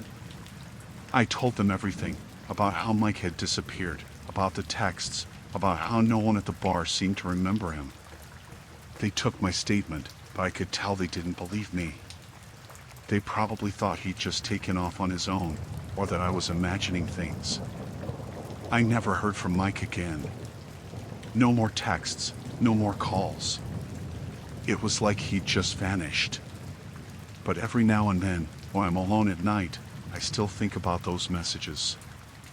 I still wonder who sent them and what they meant.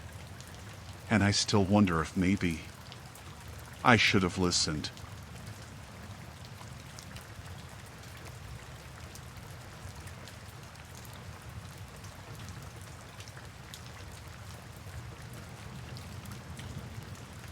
It started like any normal neighborhood potluck. I had been living in the neighborhood for about 6 months at this point. It wasn't the friendliest place, but people waved at each other and said hello when they passed by. Nothing too deep, no close friendships. It was fine, really. I didn't mind keeping to myself. One of the neighbors, Sarah, had knocked on my door a week before the event and invited me to the potluck. She seemed nice enough, kind of the unofficial ringleader of the block. When she asked if I would come, I figured, why not? It'd be a chance to meet more people, and honestly, I'd been feeling kind of lonely since I moved here. The potluck was set up in Sarah's backyard, long tables covered in all kinds of food. I brought a pasta salad, nothing special. People milled around, making small talk, filling their plates.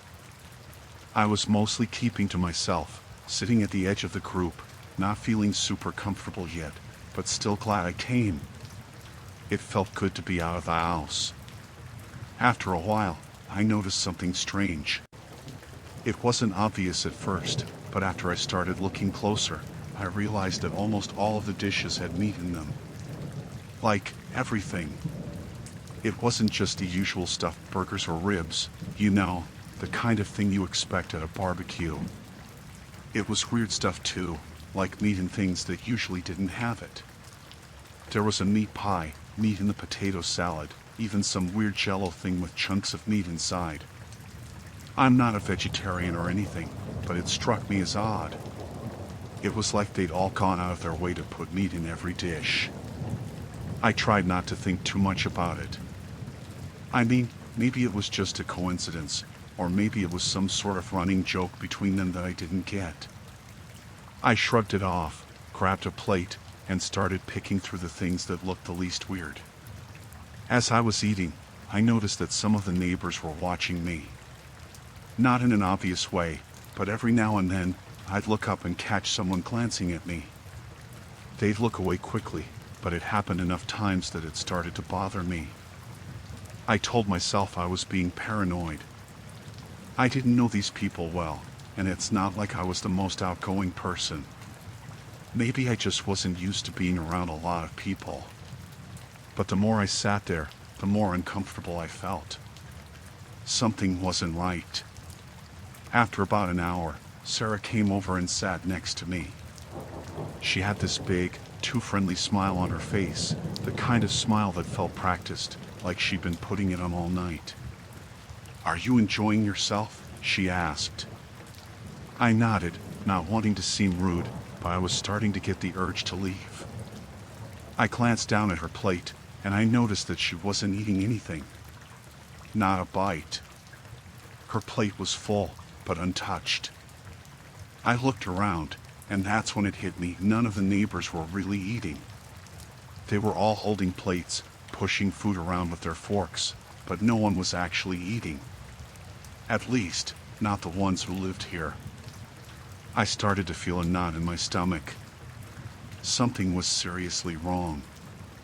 I made an excuse about needing to get home, something about having to work early the next morning. Sarah's smile faltered just a bit, like she hadn't expected me to want to leave so soon. But she didn't argue. "Of course," she said, "but before you go, you should really try this." She reached over to the table and picked up a small dish. It was some kind of stew, thick and dark, with chunks of meat floating in it.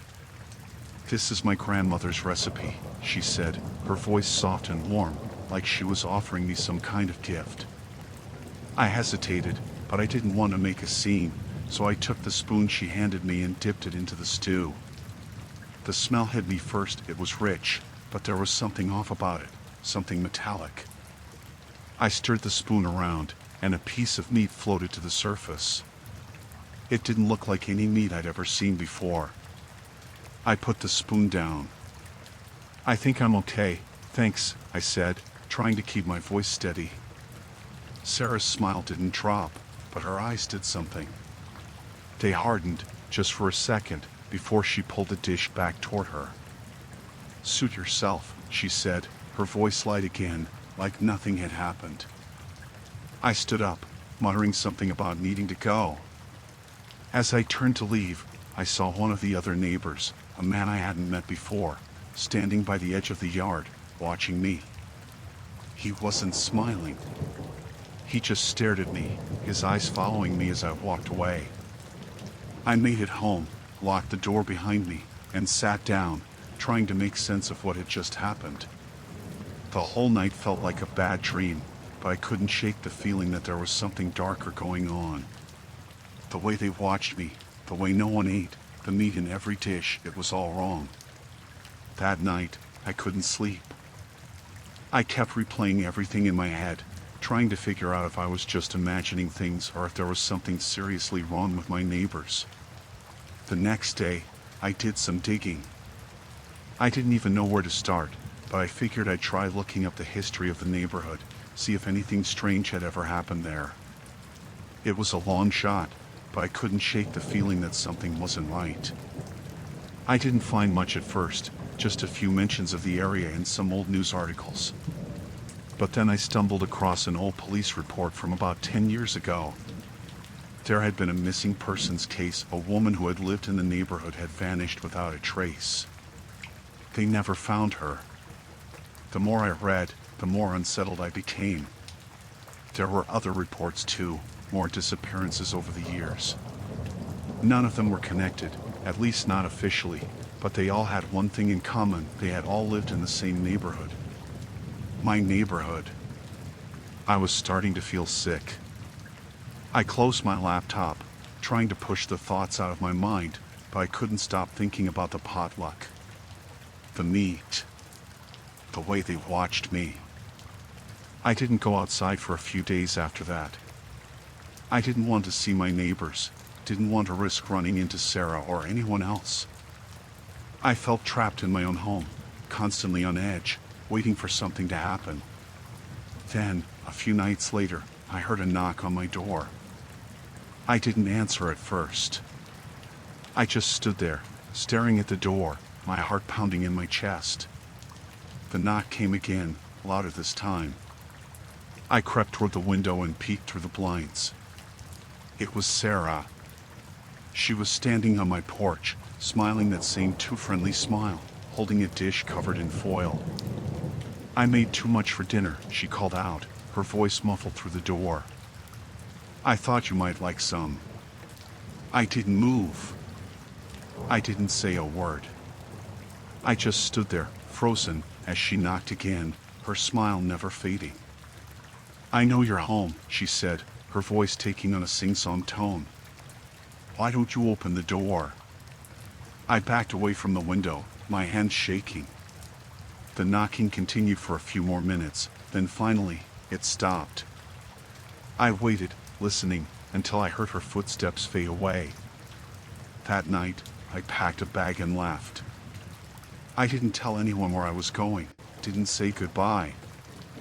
I just got in my car and drove. I didn't care where I ended up, as long as it was far away from there.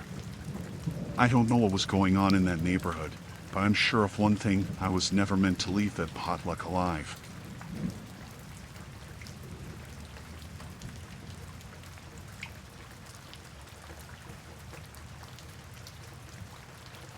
It all started a few months ago. I was on one of those chat forums, the kind where you can meet people with similar interests. You know, talk about movies, music, books, whatever. I wasn't looking for anything serious, just a way to pass time. That's when I met him. His username was something normal, nothing creepy, Mike 87 or something like that.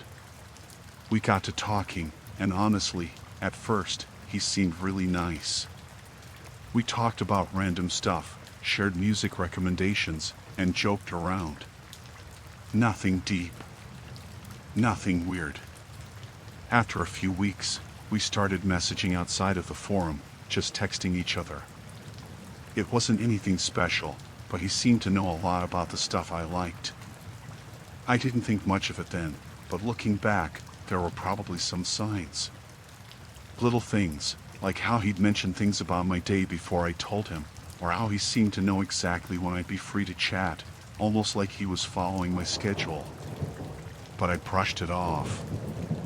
I thought, maybe he's just really intuitive or lucky with his guesses. I mean, people are always on their phones, right? Maybe he just knew I'd be around. He never pushed for personal information, never asked for my address or anything. Not right away, at least. One night, we were talking about meeting up. He lived a few states away, and it seemed harmless enough to mention it. I thought, why not? I'd made friends online before, and sometimes it's cool to meet in person. He didn't seem weird at the time, and I thought I was being cautious. I didn't give him my address or anything, just said we could meet in a public place if he ever came to my city. I didn't think much of it after that conversation. A week went by, and we didn't talk as much. He said he was busy with work, and I was wrapped up in my own life. I figured that was that. Until one day, a Thursday, I came home from work and found a note slipped under my door. It wasn't anything threatening, just a folded up piece of paper that said, "Hey, I'm in town. Thought I'd surprise you. Can't wait to finally meet, smiley face, Mike." My heart sank. I never gave him my address. I never even hinted at where I lived. I immediately texted him, asking what the hell was going on, but there was no response. I waited a few hours, hoping he'd explain that it was some kind of joke or maybe a coincidence, but nothing. That night, I barely slept, jumping at every little noise outside my window. I kept my blinds closed and the lights off, too scared to do anything else. The next day, I couldn't focus at work. Every time my phone buzzed, I'd flinch, half expecting it to be him. But there was nothing. Just silence. When I got home, there was another note. This one was different. It was longer and unsettling. "I've been thinking about this for a while," it said. "I feel like I know you better than anyone else. You're the one person who gets me, who really sees me. I can't wait for us to spend more time together. I've been planning something special." That's when I knew this wasn't just some misunderstanding. I was being watched. I was being followed. I called a friend and told her everything, trying to stay calm, but my voice was shaking. She told me to call the police, but I hesitated. What was I going to say? Some guy I met online left me a note. I had no proof he'd done anything illegal. It was just words on a piece of paper.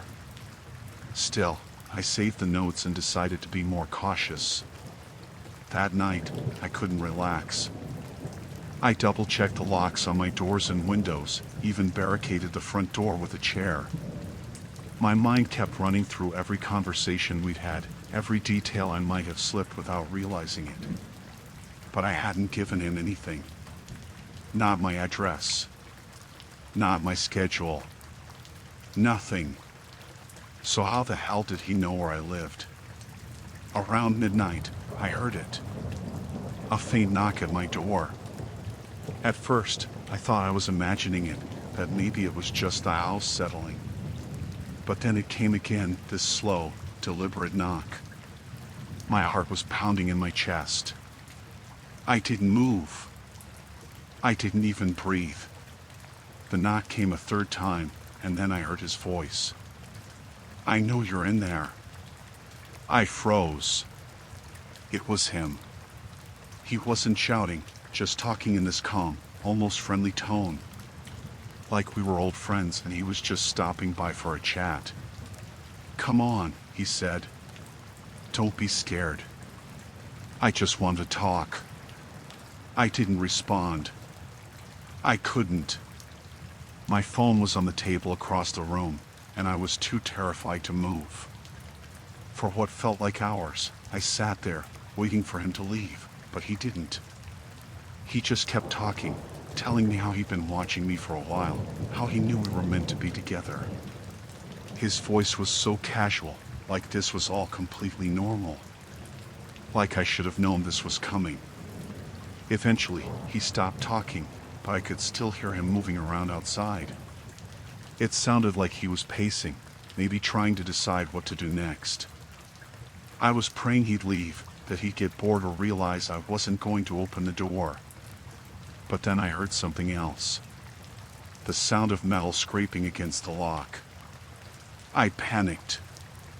I grabbed my phone and called 911, whispering to the operator that someone was trying to break into my apartment. I don't even remember what I said, just that my voice was shaking so bad, she had to ask me to repeat myself a few times. While I was on the phone, the scraping stopped. The silence was worse than the noise. I kept waiting for him to start again, to hear the door creak open, but there was nothing. A few minutes later, I heard footsteps outside, different ones. Louder. I peeked through the blinds and saw 2 police officers standing near the door. I opened it just a crack, still shaking. They didn't find anyone. Whoever he was gone by the time they got there. They took a statement, told me they'd patrol the area for a few nights, but I knew they couldn't do much. I didn't even know his real name. They suggested I stay somewhere else for a while, maybe with a friend. I nodded, but I didn't leave. I should have. I should have packed my bags and gotten the hell out of there, but I didn't. The next morning, there was another note. It wasn't under the door this time. It was inside. Just sitting on my kitchen counter like it belonged there. "I'm disappointed in you. I thought we had something special. Don't make me wait too long." That was it. No signature. No smiley face. Just that cold, unsettling message. I grabbed whatever I could fit into a backpack and left. I haven't been back since.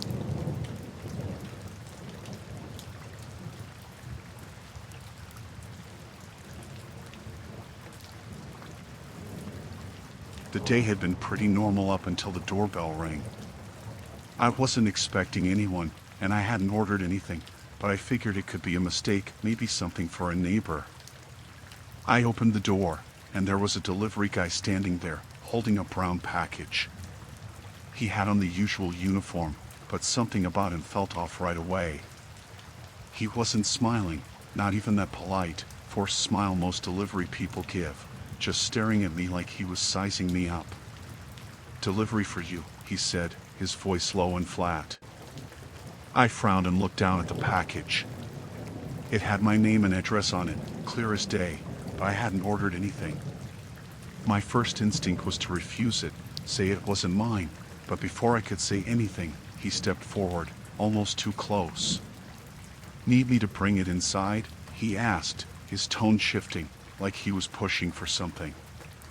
"No, that's fine," I said quickly, stepping back a bit. "I'll take it from here." I reached out for the package, but he didn't hand it over right away. His grip tightened on the box, holding it just out of my reach, eyes still locked on me. You sure? It's heavy. Could be something fragile. Wouldn't want you to drop it. I felt a coldness creep into my chest. There was something wrong, something in his eyes. He wasn't looking at me like a delivery person would look at a customer, but more like he was trying to figure something out. I didn't like it. No, really, I've got it. Just hand it over, I said, firmer this time, hoping he'd just give me the box and leave. He hesitated for a second, then slowly let go, but his fingers brushed against mine in a way that made my skin crawl. I stepped back again, holding the box in front of me like a shield, and gave him a nod, hoping he'd get the hint to leave. But he didn't move. You live here alone? He asked, his eyes drifting over my shoulder into the house behind me. That question sent a jolt of panic through me. Why would he ask that? What kind of delivery person asks that? I swallowed hard, forcing myself to stay calm. No, I lied.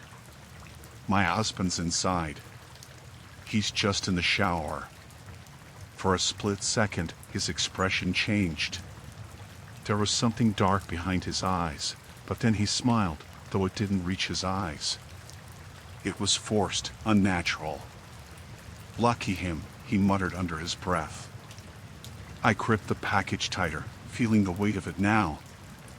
I just wanted him to leave. I could feel the hairs on the back of my neck standing up, my instinct screaming at me that something wasn't right. Well, thanks, I said quickly, trying to close the door. I've got it from here. He didn't budge. His hand shot out, stopping the door from closing all the way. My heart skipped a beat as he leaned in, his voice dropping even lower. Sure you don't need help? Won't take but a minute. I felt trapped, the door only half closed, his hand still there, holding it open just enough to stop me from shutting it. My pulse was racing, and my mind was screaming at me to do something, but I was frozen, unsure of how to handle it without making things worse. No, really, I don't need help, I said, trying to keep my voice steady, but it was shaking. You should go now. For a moment, he just stood there, not moving, not saying anything. The silence stretched on, and I could hear my own heart pounding in my ears. Then, slowly, his hand slid off the door, and he took a step back. But the smile on his face stayed. All right, he said, his voice soft but unsettling. If you're sure. I nodded, gripping the door tightly, ready to slam it shut. I watched him turn and walk away, but he didn't go far. He stopped at the bottom of my driveway, just standing there, looking back at the house. I slammed the door shut, locking it immediately, my hands shaking. I backed away from the door, trying to catch my breath. Something was very wrong. I could feel it in my bones. I didn't know what he wanted, but I wasn't about to find out. I peeked through the blinds, my heart racing as I watched him standing there, still looking at the house. He wasn't leaving. He was just watching. My mind raced with what to do. Call the police. It felt extreme, but every part of me was screaming that I was in danger. As I stood there, the box still in my arms, I realized I hadn't even looked at what was inside. I put it down on the table and grabbed a knife, cutting through the tape as fast as I could, my hands shaking the whole time. I tore the flaps open, and what I saw inside made my stomach drop. It wasn't something fragile or valuable. It wasn't even something personal. Inside was a single piece of paper, folded neatly. I unfolded it, my breath catching in my throat as I read the words scrawled across it in messy handwriting. See you soon. My blood ran cold, and I stumbled back from the table, nearly dropping the paper. My mind was racing. Who had sent this? Was it him? Was he still out there? I ran to the window and pulled the blinds aside again, my heart pounding. The driveway was empty. He was gone. But I knew he wasn't really gone. He'd be back. I could feel it. I grabbed my phone and called the police, my voice shaking as I told them what had happened. They said they'd send someone to check the area, but I could tell by the tone of the dispatcher's voice that they didn't think it was serious. Just some delivery guy, they probably thought. But I knew it wasn't that simple. I knew I wasn't safe. I didn't sleep that night. I stayed up, sitting by the front door with a chair pushed under the knob and every light in the house on. Every little sound outside made me jump, my mind playing tricks on me, thinking he was out there, watching, waiting. The police never found him. They said they'd keep an eye on the neighborhood, but that didn't make me feel any better. I knew he was still out there. I didn't know when or how, but I knew he'd come back. For the next few days, I couldn't shake the feeling of being watched. Every time I stepped outside, I felt eyes on me. I started carrying pepper spray in my pocket, double-checking the locks on every door and window. But the worst part was the nights. I couldn't sleep, not really. I kept hearing noises, soft creaks and taps that I convinced myself were just the house settling. But in the back of my mind, I knew better.